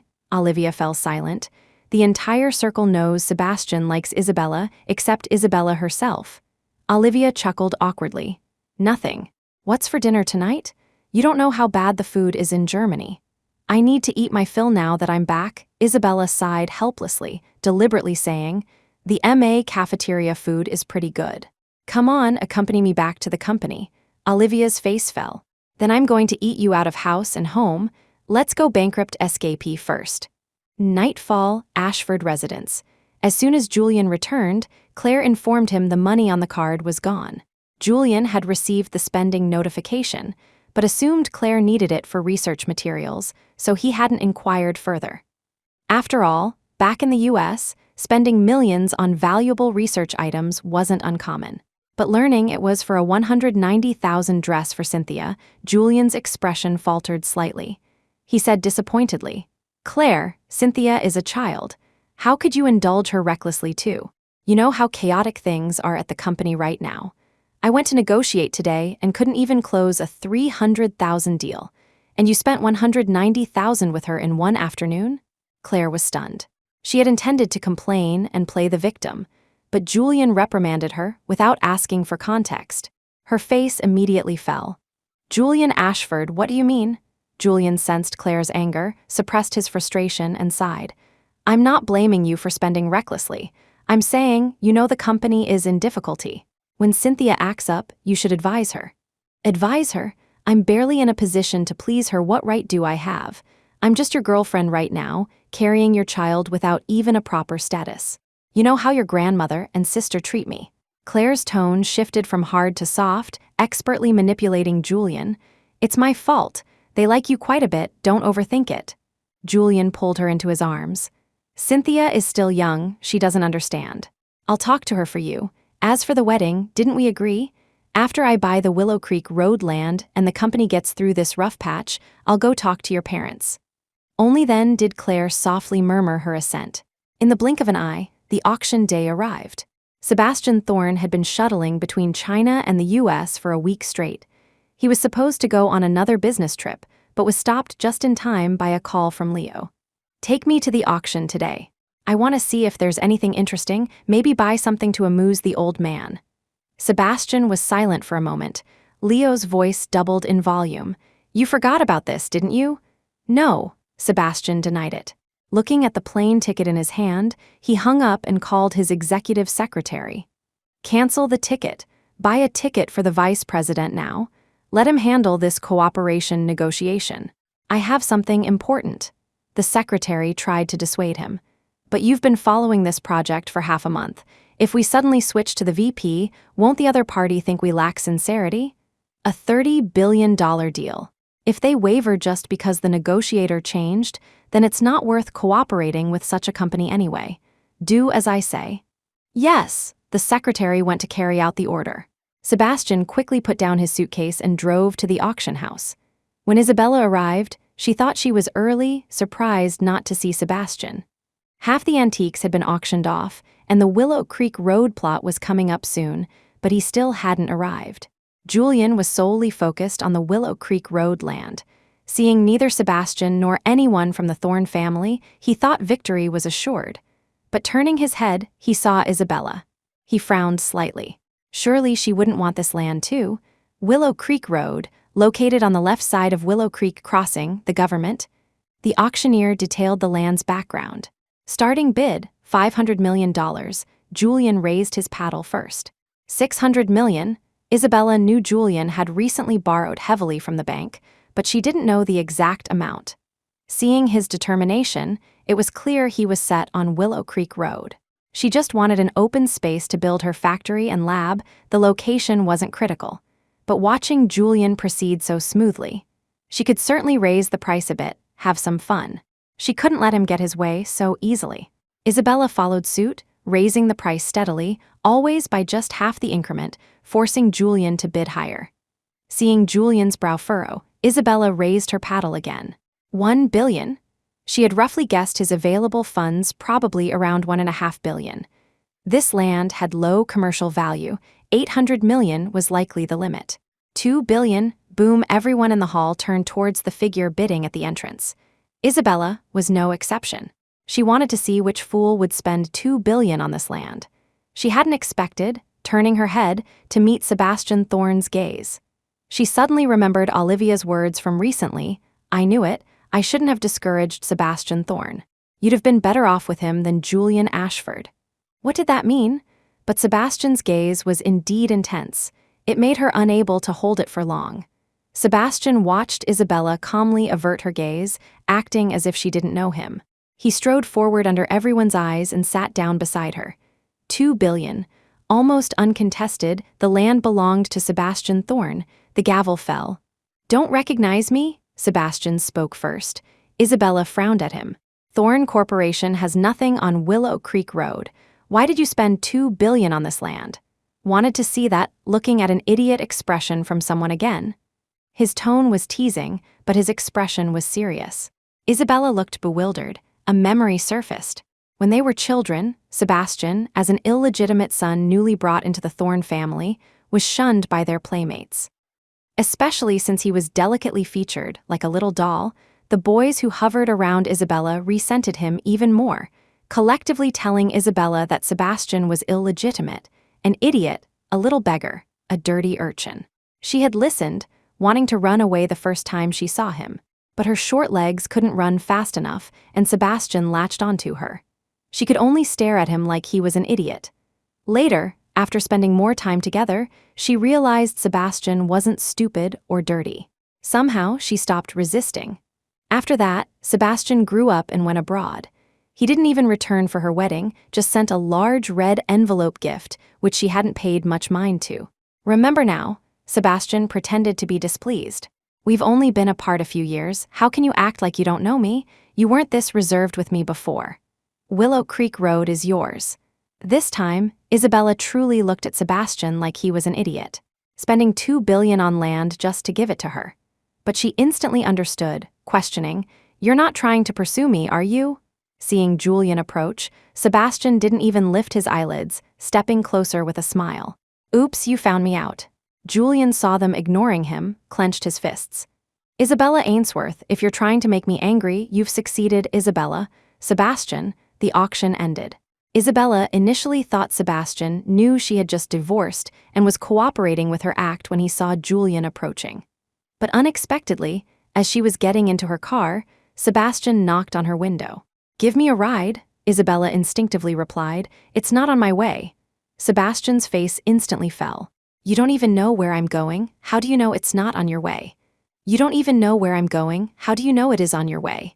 Despite her words, Isabella unlocked the car door. Isabella was driving a low-slung sports car today. Sebastian, with his handsome face, got in. As he fastened his seatbelt, his body leaned deliberately closer, bringing a scent of cedar mixed with faint tobacco into Isabella's space. Isabella glanced out the window, a smile playing at the corners of her eyes. "Can your friend drive 2 cars by himself?"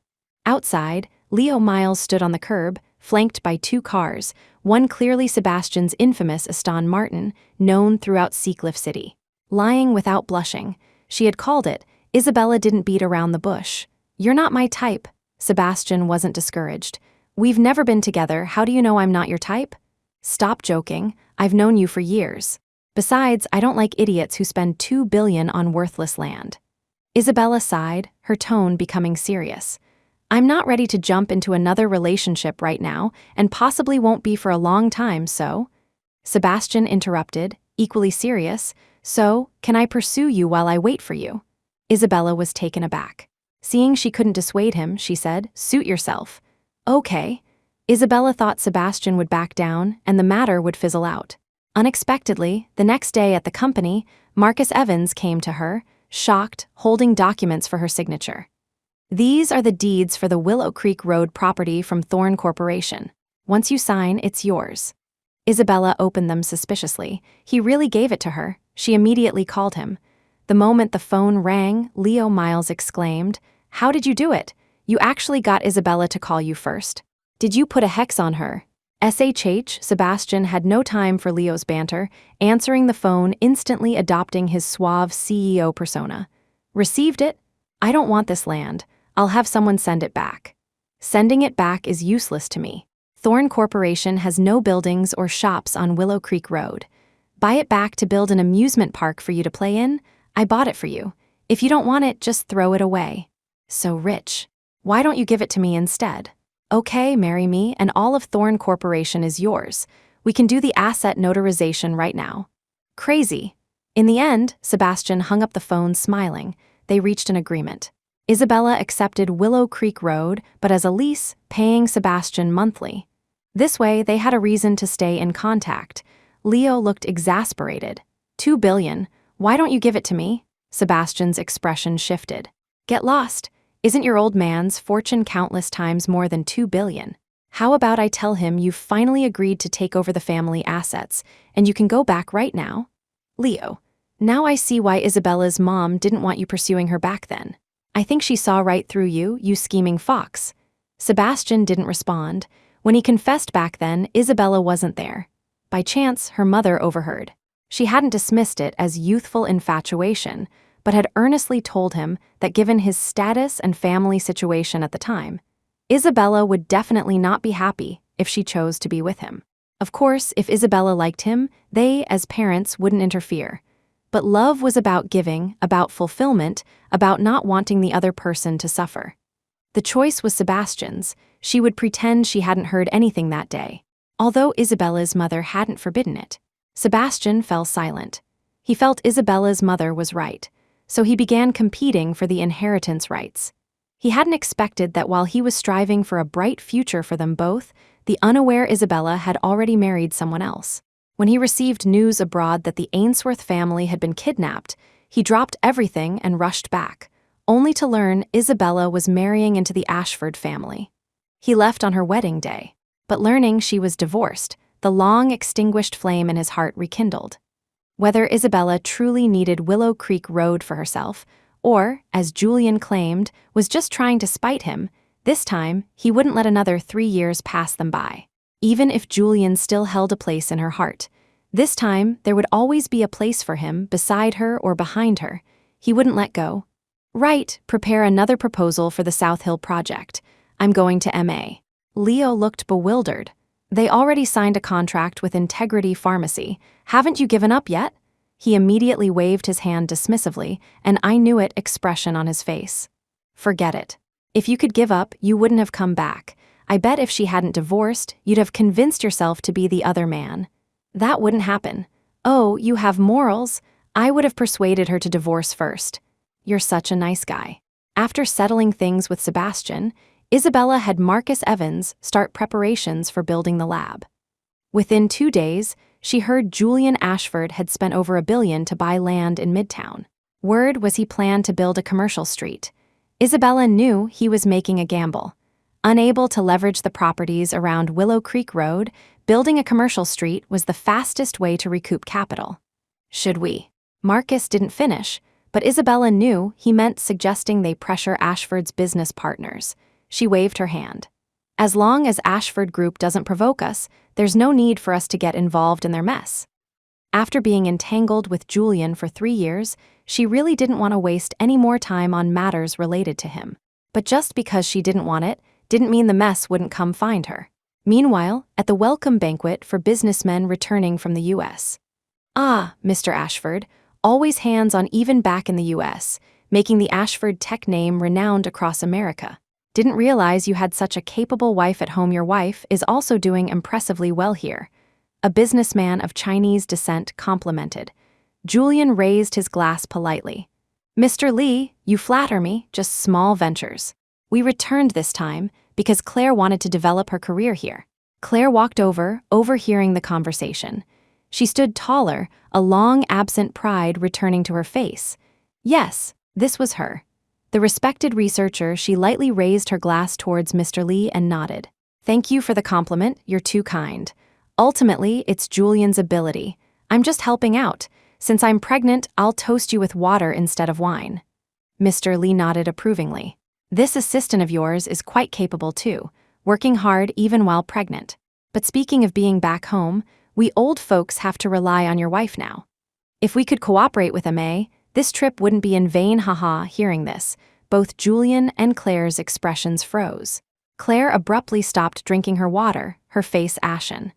Julian also realized Mr. Lee didn't know he and Isabella were divorced, leading to this awkward exchange. Mr. Lee, you must be mistaken. I am Julian's wife. Claire forced a smile, the words seemingly squeezed from between her teeth. Mr. Lee clicked his tongue, annoyed.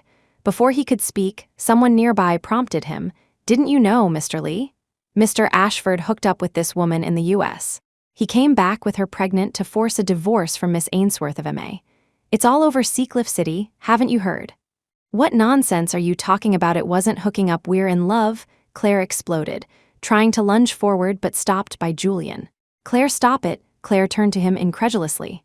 People are saying you hooked up with me, and you're telling me to stop making a scene. Julian would never have failed to defend her before now that he was divorced from Isabella. Why was he like this before they were even married? It was Isabella, it must be because of Isabella. They met again at the auction, it must be because of Isabella that Julian regretted being with her. Let's go home. Julian couldn't bear to stay any longer amidst the mocking stares. He rubbed his throbbing temples and pulled Claire away. Is it because of Isabella? In the car on the way back, Claire, who had been silent for a long time, suddenly asked, "What?" Caught off guard, Julian didn't understand, then realized what Claire meant. He placed a hand over hers reassuringly. "Don't overthink it. It's just that we can't afford to offend those people at the banquet easily. We might need their help in the future." "Need their help? How? Didn't you hear? They told you to put in a good word with Isabella. They want to cooperate with MA," Claire said sarcastically. "You haven't forgotten what Isabella said in front of all of Seacliff City's business leaders, have you? Anyone who cooperates with your Ashford family is MA's enemy." "Forgotten? Tonight, apart from that clueless Mr. Lay, didn't you see everyone else at the banquet wanting to keep their distance from us? It's all because of Isabella." As her words landed, Julian fell silent too, anger gradually coloring his eyes. Claire was right. Isabella was too ruthless. They had simply divorced normally, yet she had forced his career into a nosedive.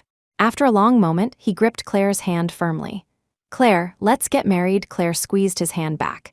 "Julian, with your ability, you achieved so much in the US.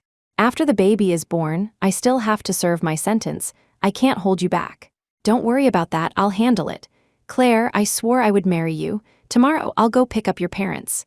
Hearing this, Claire nestled in Julian's arms, a glint of cunning in her eyes. Back at the Ashford residence, after telling Grandma Ashford about their plans, Grandma Ashford loudly refused. "No, it's too rushed. What will other families in Seacliff City think of us Ashfords? Remarrying right after a divorce. When you threw that lavish birthday party for me and announced my pregnancy, you weren't worried about what others thought then?" Claire's tone was hostile. Julian frowned but felt Claire had a point. He made a decisive call. "Tomorrow, Claire and I will go pick up her parents. Our families will discuss the wedding." Grandma Ashford was so agitated that she secretly pulled Julian aside later that night, pleading earnestly. "Julian, son, Grandma wasn't satisfied with Isabella, but I'm even less satisfied with Claire now. Think about it, it was because of her fake pregnancy that Grandma agreed to kick Isabella out. And what was the result? She lied to us ever since she appeared. Things have gotten harder and harder for our Ashford family. Isabella had her flaws, but she was filial to me, took care of the family, managed everything orderly. Your sister and I were both healthier then. But look now, since the divorce, Grandma can't even have bird's nest soup anymore. This Claire lies around the house all day. Forget about her serving me. I bet before long, Grandma will have to wait on her." Julian's brow furrowed. "Claire is pregnant. She doesn't like moving much. Once she's married in, she'll definitely be more filial than Isabella. Didn't you used to complain about Isabella this and that? How can that be the same?" Grandma Ashford raised her voice. "Setting aside Isabella taking care of me, think about the assets she brought. Does Claire have anything like that? How much help can she bring you?" Hearing this, Julian's voice turned serious too. "Grandma, I didn't know about Isabella's assets back then. Let's not mention it again. But Claire's dowry, that's her own. No one in the Ashford family can touch it. I'm not marrying her for her dowry. You foolish boy, if a wife can't help you, why marry her? Claire doesn't need to help me with anything. Besides, I know her capabilities. Don't try to persuade me anymore. This marriage must happen. Besides, my child needs a legitimate status." Outside, the grandmother and grandson parted unhappily. Inside, Claire smiled smugly. She should really record this and send it to Isabella. Let her know what it feels like to be loved. Large dowry. So what if the dowry was large? She was still just used as a pawn by the Ashfords. Without Julian's love, she was a joke. Once she married into the Ashford family and became the mistress of the house, she would show Isabella that she could secure her position as the young madam without using money to buy favor. Unlike Isabella. The next morning, Julian sent someone to Crestwood County, Claire's hometown. They brought Claire's parents over. Julian and Claire went to the airport together to pick them up. Isabella hadn't expected to see the two people she least wanted to see right after getting off the plane. Claire spotted Isabella first and leaned even more intimately against Julian's shoulder, her usual provocation. Isabella couldn't even be bothered to roll her eyes. Isabella, Sebastian Thorne's face stood out strikingly in the crowd. His call made everyone in the airport look their way. Isabella flushed, shot Sebastian a reproachful look and walked towards him, asking puzzledly, "What are you doing here? You left the country without even telling me, and now you're asking why I came to pick you up." Isabella sighed helplessly. I had urgent business, a meeting. I was only gone for a day. Julian's gaze involuntarily followed Isabella, watching them banter. Feeling uncomfortable, he looked away, watching his assistant load Mr. and Mrs. Shaw's luggage into another car. It must have been a tiring journey, Mr. and Mrs. Shaw. Mom, Dad, this is Julian, the one I told you about. Let's go, Mr. Shaw responded curtly. Isabella walked outside towards the cars only to see Sebastian's car parked next to Julian's. Talk about enemies crossing paths. At the same time, Julian arrived with Claire and her parents. Their eyes met. Mrs. Shaw let out a surprised then pointed at Isabella and started forward. It's you wretched girl on the plane. You didn't know how to respect your elders and give up your seat. Mr. Shaw then snorted through his nose. My son-in-law is here. He's from Ashford Tech, if you know what's good for you. Apologize to us right now. Julian's eyebrows knitted together as he looked at Claire. Claire quickly pulled her parents back, stopping them from further embarrassment. Mom, Dad, get in the car first. As Mrs. Shaw got into the car, she kept complaining. Why should a little thing like her get such a spacious seat? What's wrong with giving it to me? Claire, you don't know how vicious she was. She even said if we swapped seats and the plane crashed, you'd have to enshrine her ashes like ours. Sebastian couldn't help but burst out laughing. Isabella, did you eat candy on the plane? Your words are so sweet. Isabella smiled faintly, not wanting to engage further. But Sebastian wasn't letting it go, smiling broadly, devastatingly handsome, his tone mocking. Julian, next time you run into your parents-in-law on a plane, will you have to respect your elders and give up your seat too? However, my sports car only seats 2 today, so I can't offer you a ride. They got into the car. Isabella's smile hadn't faded, feeling amused about encountering the bizarre pair, Mr. and Mrs. Shaw, on the plane, clearly lacked education and refinement. Claire must have really worked hard to climb this far on her own. Shortly after boarding, Mrs. Shaw had arrogantly demanded Isabella switch seats, claiming their seats were too small and Isabella should respect her elders by giving up her seat. Isabella had almost laughed out loud. No wonder Claire didn't think she was the other woman. She and Julian were true love, so Isabella should just vacate her position. It really ran in the family. Julian is in for a treat. Thinking this, Isabella said, "Don't go to the company. Take me to Willow Creek Road. I want to check on the progress." Sebastian looked at the sky. Maybe tomorrow. The sky looks really ominous. There's talk of heavy rain and a typhoon today. I'm worried about you.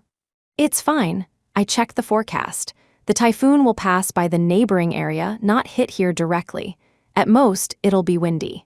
Sebastian knew Isabella rarely changed her mind once decided. He could only nod. After dropping her off, however, he didn't leave. "I'll wait here for you." Isabella considered it, then didn't refuse. "Okay, I'll be quick." The wind howled. Inside the Ashford car speeding down the road, Mrs. Shaw and Claire chattered constantly in their heavy accent, occasionally glancing at Julian.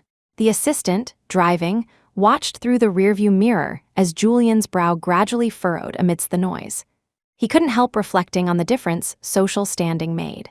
Miss Ainsworth had ridden in his car just once, and even simply sitting there, she exuded such elegance, sitting upright and polite, clearly from a good upbringing.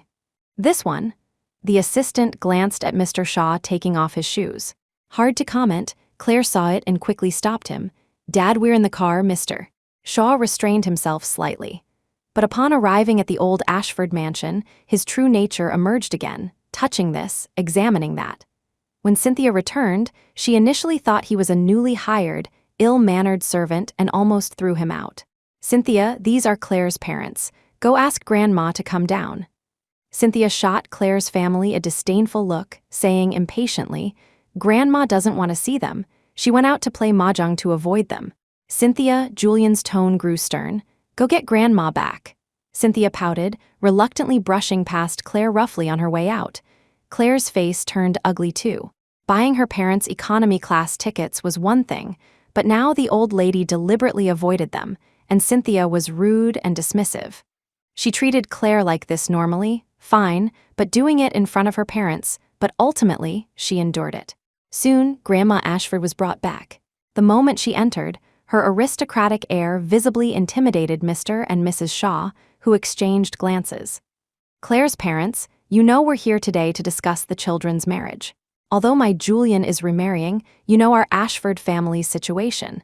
If my Julian wanted to marry, families in Seacliff City would be lining up. Claire is fortunate to marry into our family." Grandma Ashford got straight to the point. Mr. and Mrs. Shaw nodded repeatedly. "Yes, my daughter is just good at studying. First in our town to study abroad. She's the pride of our Shaw family." His first marriage was to the young lady of the Ainsworth family here, Isabella Ainsworth. You can check her net worth, probably in the billions, brought over as dowry. No betrothal gift was asked for. Times have changed now. Claire and Julian are in love freely. We won't compare dowries with the past, but the betrothal gift. Grandma Ashford left her sentence hanging, waiting for Mr. and Mrs. Shaw to take the hint. Unexpectedly, Mr. and Mrs. Shaw stated decisively, the betrothal gift must be $3 million. Grandma Ashford and Cynthia were both shocked. "How much?" Julian also frowned. It wasn't that he couldn't afford $3 million. But he and Claire had agreed beforehand that the betrothal gift would wait to be paid after the wedding. Right now, the commercial street project had started, needing funds everywhere for initial investments, which were the largest. Where could he pull out an extra $3 million for the gift? Claire also tugged her mother's sleeve. "Mom, didn't I tell you?" "Tell me what?" "You're pregnant and getting married asking for $3 million is already low. The Ashfords have such a large estate, they can't even give you $3 million. Then will he treat you well after marrying you? Although Mom and Dad will take the betrothal gift and not give you a dowry, Mom and Dad worked hard raising you all these years. Do you think it was easy? We need to see the Ashford family's sincerity towards you, their attitude." Claire thought for a moment and suddenly felt her mother was right. Her hand pulling her mother's gradually loosened. She also wanted to know the depth of Julian's determination to marry her, whether his love for her was greater than for Isabella. $3 million. Are you broke and selling your daughter?" Cynthia sneered. Hearing this, Mrs. Shaw became unhappy. "What, when you get married, you won't ask for a betrothal gift, just let your Ashford family pay for everything?" "Of course not. Do you think our Ashford family is like your Shaw family?" Cynthia's face changed. "Exactly, our daughter can't just marry in for free either, especially since she's carrying your Ashford family's grandson." Cynthia sneered. "Just because you say it's a grandson doesn't mean it is." Grandma Ashford's face instantly darkened. "It's not that our Ashford family can't afford this amount, but you said no dowry. That won't do, right?" "Dowry is out of the question if you don't agree. I'll just take Claire to get an abortion and not marry into your family. I bet you wouldn't want to lose the big, fat grandson in my daughter's belly." Rumble. Thunder and lightning accompanied the ugly, greedy faces of the Shaws. A flash of regret hit Julian, but things had come this far. Claire and her parents weren't the same. Besides, Claire was carrying his child. He pulled Claire aside. "Didn't we agree? The company is tight on funds right now. The amount of the betrothal gift doesn't matter, but we need to delay it. Persuade your parents. Don't make such an ugly scene during our first meeting, like they're selling their daughter." Disappointment flickered in Claire's eyes, but she still held Julian's hand. "My parents are doing this for me too. After all, it's my first marriage. Just agree to their terms first, give them the betrothal gift, and I'll get the money back for you later." "I don't even need the gift, you know I'm not marrying you for that." Julian's heart softened. "Okay, $3 million it is. I'll transfer the money tomorrow." Julian led Claire back over. Hearing this, Grandma Ashford's eyes widened. What did this little vixen say to her grandson now? He agreed just like that? Claire raised an eyebrow slightly. Boom, another clap of thunder. Meanwhile, Isabella, at Willow Creek Road, jumped at the sound. The wind grew stronger, making it hard to hold onto the umbrella against the rain. "Miss Ainsworth, the basic framework on the west side was just erected today. Would you like to go take a look?" Isabella considered. Since she was already here, a quick look would save another trip. Just then, the site manager's phone rang. Now, okay. Hanging up, the manager scratched his head sheepishly. "Miss Ainsworth, a shipment arrived, parked at the warehouse. We need to unload it before the rain gets heavier." "I have to go." "It's fine, you go ahead. I can manage alone. I'll just take a look around and leave." "Go handle your work." Isabella waved him off. The manager bowed repeatedly. "I'll head over then. After you're done, just walk straight back the way you came to get out. I'll leave the gate unlocked." Isabella agreed and headed west. The wind and rain intensified. Isabella walked to the west side and looked around. She actually spotted a problem. The sunny northwest corner, which she had reserved for planting medicinal herbs, was now completely paved over with cement. Isabella took out her phone, snapped a photo, and prepared to leave. Suddenly, the wind gusted violently.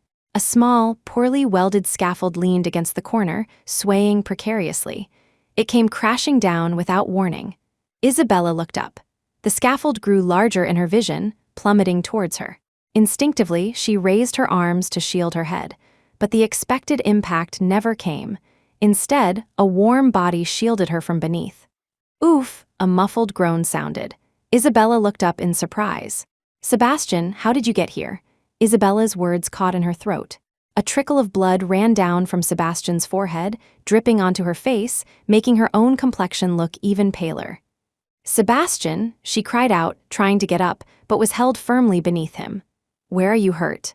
Can you move? Let's push the scaffold off. It's nothing, just hit my back a bit. Don't move, it hurts a little, Sebastian said lightly, but Isabella was annoyed. Still joking at a time like this? The umbrella was knocked aside. Rain instantly soaked them both, washing away much of the blood. Should I blow on it for you then? Sebastian's lips curved. Wouldn't say no. Isabella punched him lightly. Still joking, but as soon as she moved, the color visibly drained from his face. Isabella immediately panicked. I didn't hit hard. But the scaffold on top of me is heavy. Sebastian's voice grew heavier. Can I move?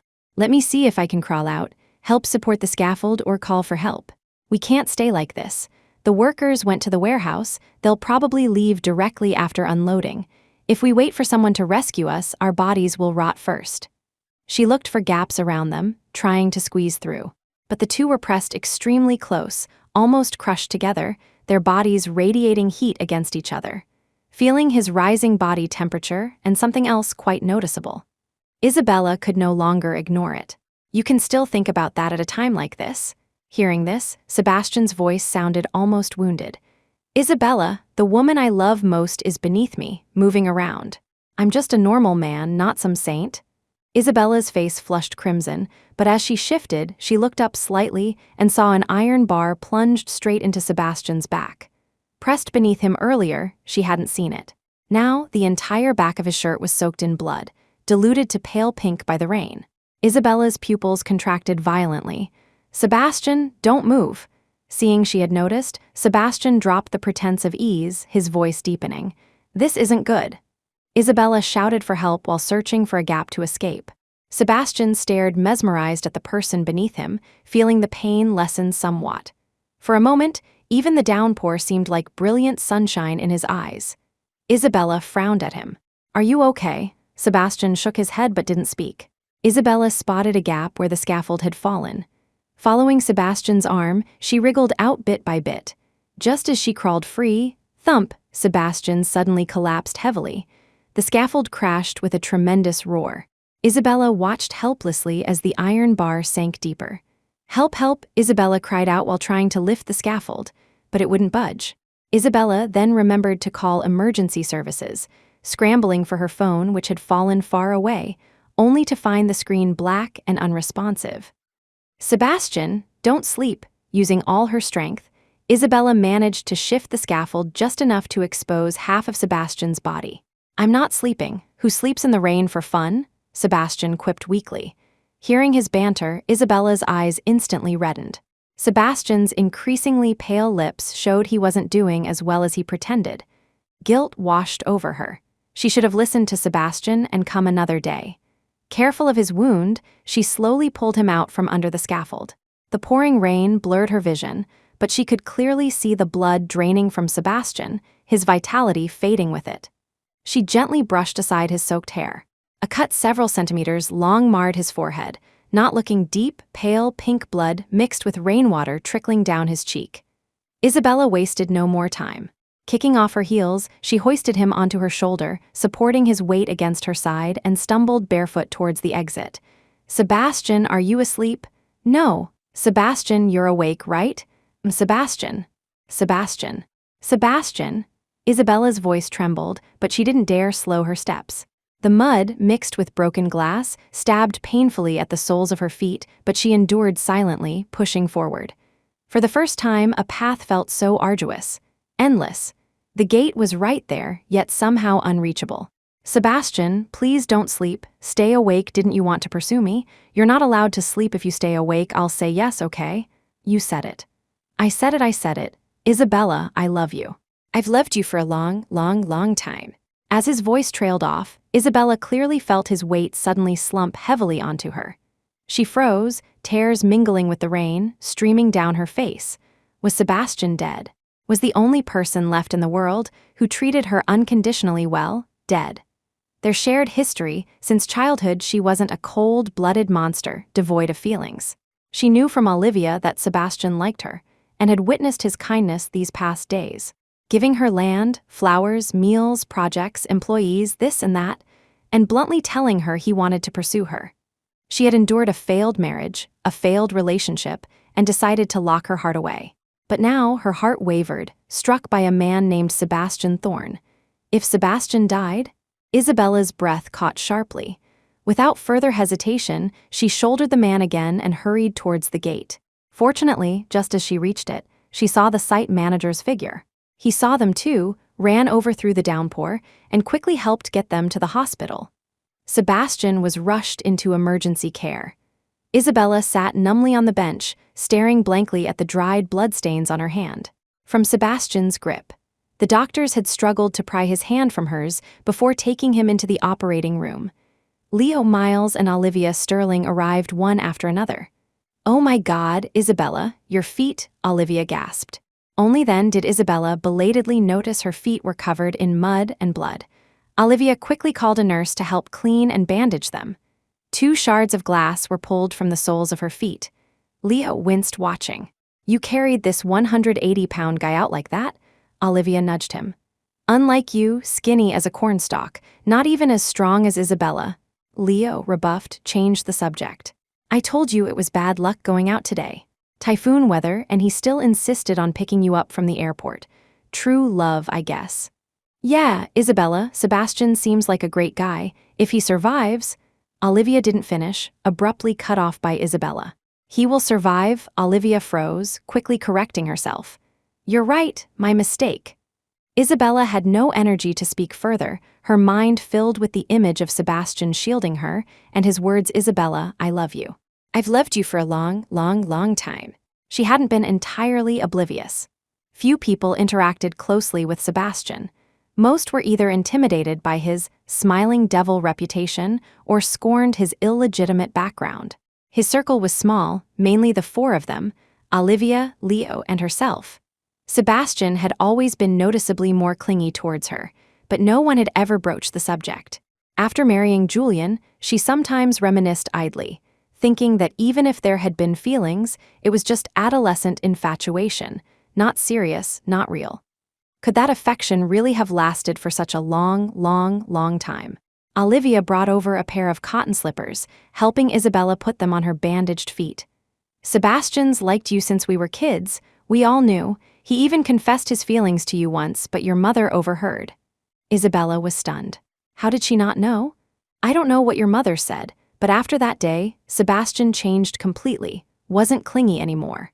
I heard from Leo he got involved in family struggles around that time, fighting his brothers for inheritance rights, got schemed against and exiled to the US by his grandfather. Then, during that period when your family went through those things, he was frantic, rushed back as fast as he could, only to arrive in time for your wedding." Isabella froze again. He had already taken control, his business focus was mainly in the US. "But when he heard you divorced, he came rushing back," Leo added. As they spoke, the red light above the operating room went off. The doors opened and a doctor stepped out first. In that single step, countless possible outcomes flashed through Isabella's mind. The tension was palpable, like a string pulled taut, ready to snap. Fortunately, he was brought in promptly. "The patient is out of danger, but the wound is very deep. He'll need careful recuperation." The doctor's words finally released the tension. Isabella nearly collapsed in relief. Just then, Sebastian was wheeled out. As the bed passed Isabella, as if sensing her presence, the man on the bed suddenly opened his eyes and looked over, startling the doctor. That shouldn't happen. Anesthesia shouldn't wear off right after surgery. Was the dosage insufficient? Seeing Sebastian weakly reach out to her, Isabella's eyes reddened as she proactively offered her hand. As soon as their hands clasped, the man on the bed fell back into unconsciousness. Only Isabella knew how tightly he held her hand, as if afraid she'd disappear. The nurse, mindful of Isabella's feet, pushed the bed slowly into the ward. Their hands remained clasped, until Isabella's entire arm went numb, until Sebastian fully woke up. "I thought I'd wake up to an empty room," Sebastian smiled, meeting Isabella's gaze, which had been fixed on him. Pity flashed in Isabella's eyes, but her words offered no easy affection. "You were holding on so tight, I couldn't have left even if I wanted to." Sebastian knew she was being contrary. He tried to sit up but winced, his handsome features contorting in pain. Isabella immediately panicked. "Don't move, you just woke up, the wound will reopen." "I didn't move. Just wanted to see you worry." Sebastian lay back down, pulling Isabella's other hand towards him with a triumphant grin. Isabella looked at his undisguised smugness, feeling both exasperated and helpless. 2 days later, Sebastian could move a bit more, but getting out of bed was still a long way off. Isabella visited 3 times a day, shuttling between the company and the hospital. Another week later, Marcus Evans came to the hospital specifically to deliver an invitation to Isabella. "The Ashfords sent this. You haven't been to the office these past few days. The wedding is tomorrow." Isabella was peeling an apple for Sebastian. She glanced at it, feeling nothing. Julian Ashford and Claire Shaw were getting married. Sebastian watched Isabella's expression, asking casually, "Are you going?" "Why would I go?" Isabella was surprised. Attend her ex-husband's wedding? Hearing this, Sebastian beamed. "Oh, then we won't go. But for our wedding, I'll definitely have them dragged over to watch how happy we are." Isabella froze, then threw the half-peeled apple at him. She wanted to say, "In your dreams," but felt it was too harsh. In the end, she opened her mouth but said nothing. Sebastian looked at her flushed face, his heart itching. "Mr. Evans, could you step out for a moment? I have something to discuss with your Miss Ainsworth." Marcus, though shocked by the rapid development of their relationship, obediently left. As he turned to close the door, Marcus's eyes widened. He saw the man on the bed smile faintly, shoot him a warning glance, then decisively pull their boss's face towards him for a deep kiss. So he really did have something to discuss. Basically calling him a third wheel, MMPH, Isabella's pupils dilated unconsciously, her face growing even redder. She tried to push Sebastian away, but hesitated due to his injuries, only managing to lean back passively. But the large hand on the back of her head firmly pushed her forward. "See Sebastian," Isabella called out sternly, trying to stop him, only to see Sebastian's expression change. "Don't pull back, it hurts." The moment Sebastian cried pain, Isabella immediately stopped resisting, forgetting her anger, anxiously checking his wound. "Where does it hurt?" Sebastian blinked his innocent round eyes pitifully, just like that day many years ago when they first met and he trailed behind her, tugging her sleeve. The memory flashed by, Sebastian's pitiful look vanishing, replaced by a sly grin as he kissed her again. "My mouth hurts from where you bit me." Shortly before Sebastian was discharged from the hospital, Isabella encountered Julian there.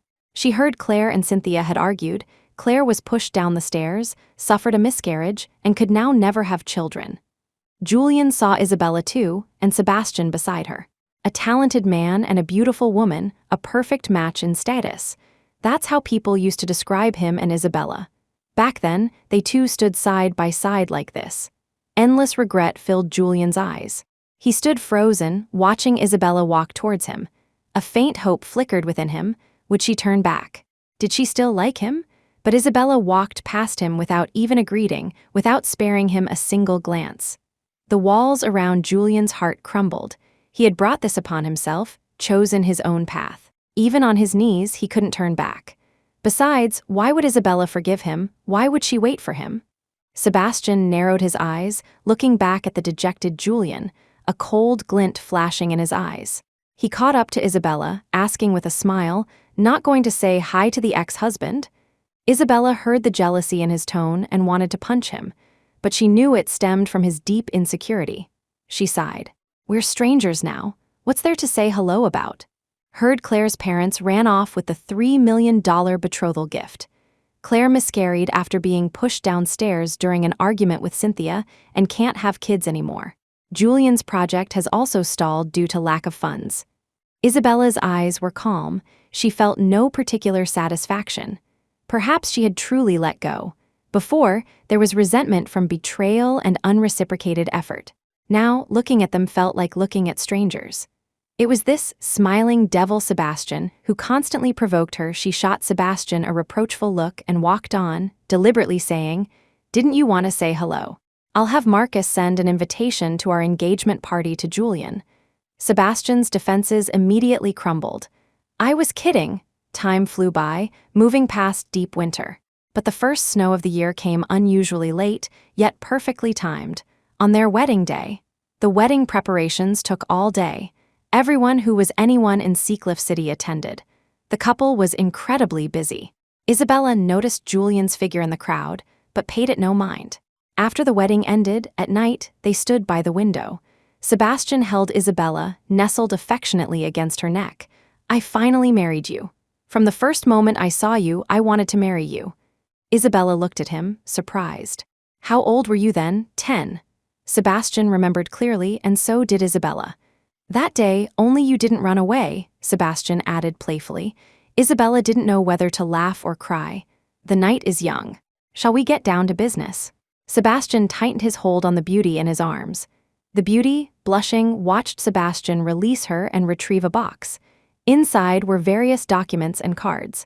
Looking up, she saw Sebastian's solemn face. "Today, I give you my everything, including myself." Isabella's expression shifted from stunned to moved as she watched Sebastian place the box in her hands, then slowly lean down to kiss her. "Isabella, in the 13th year of loving you, our first year of loving each other has arrived." Isabella quickly shifted from passive to active. "We have many, many more years ahead. Are you ready? I love you." End of story.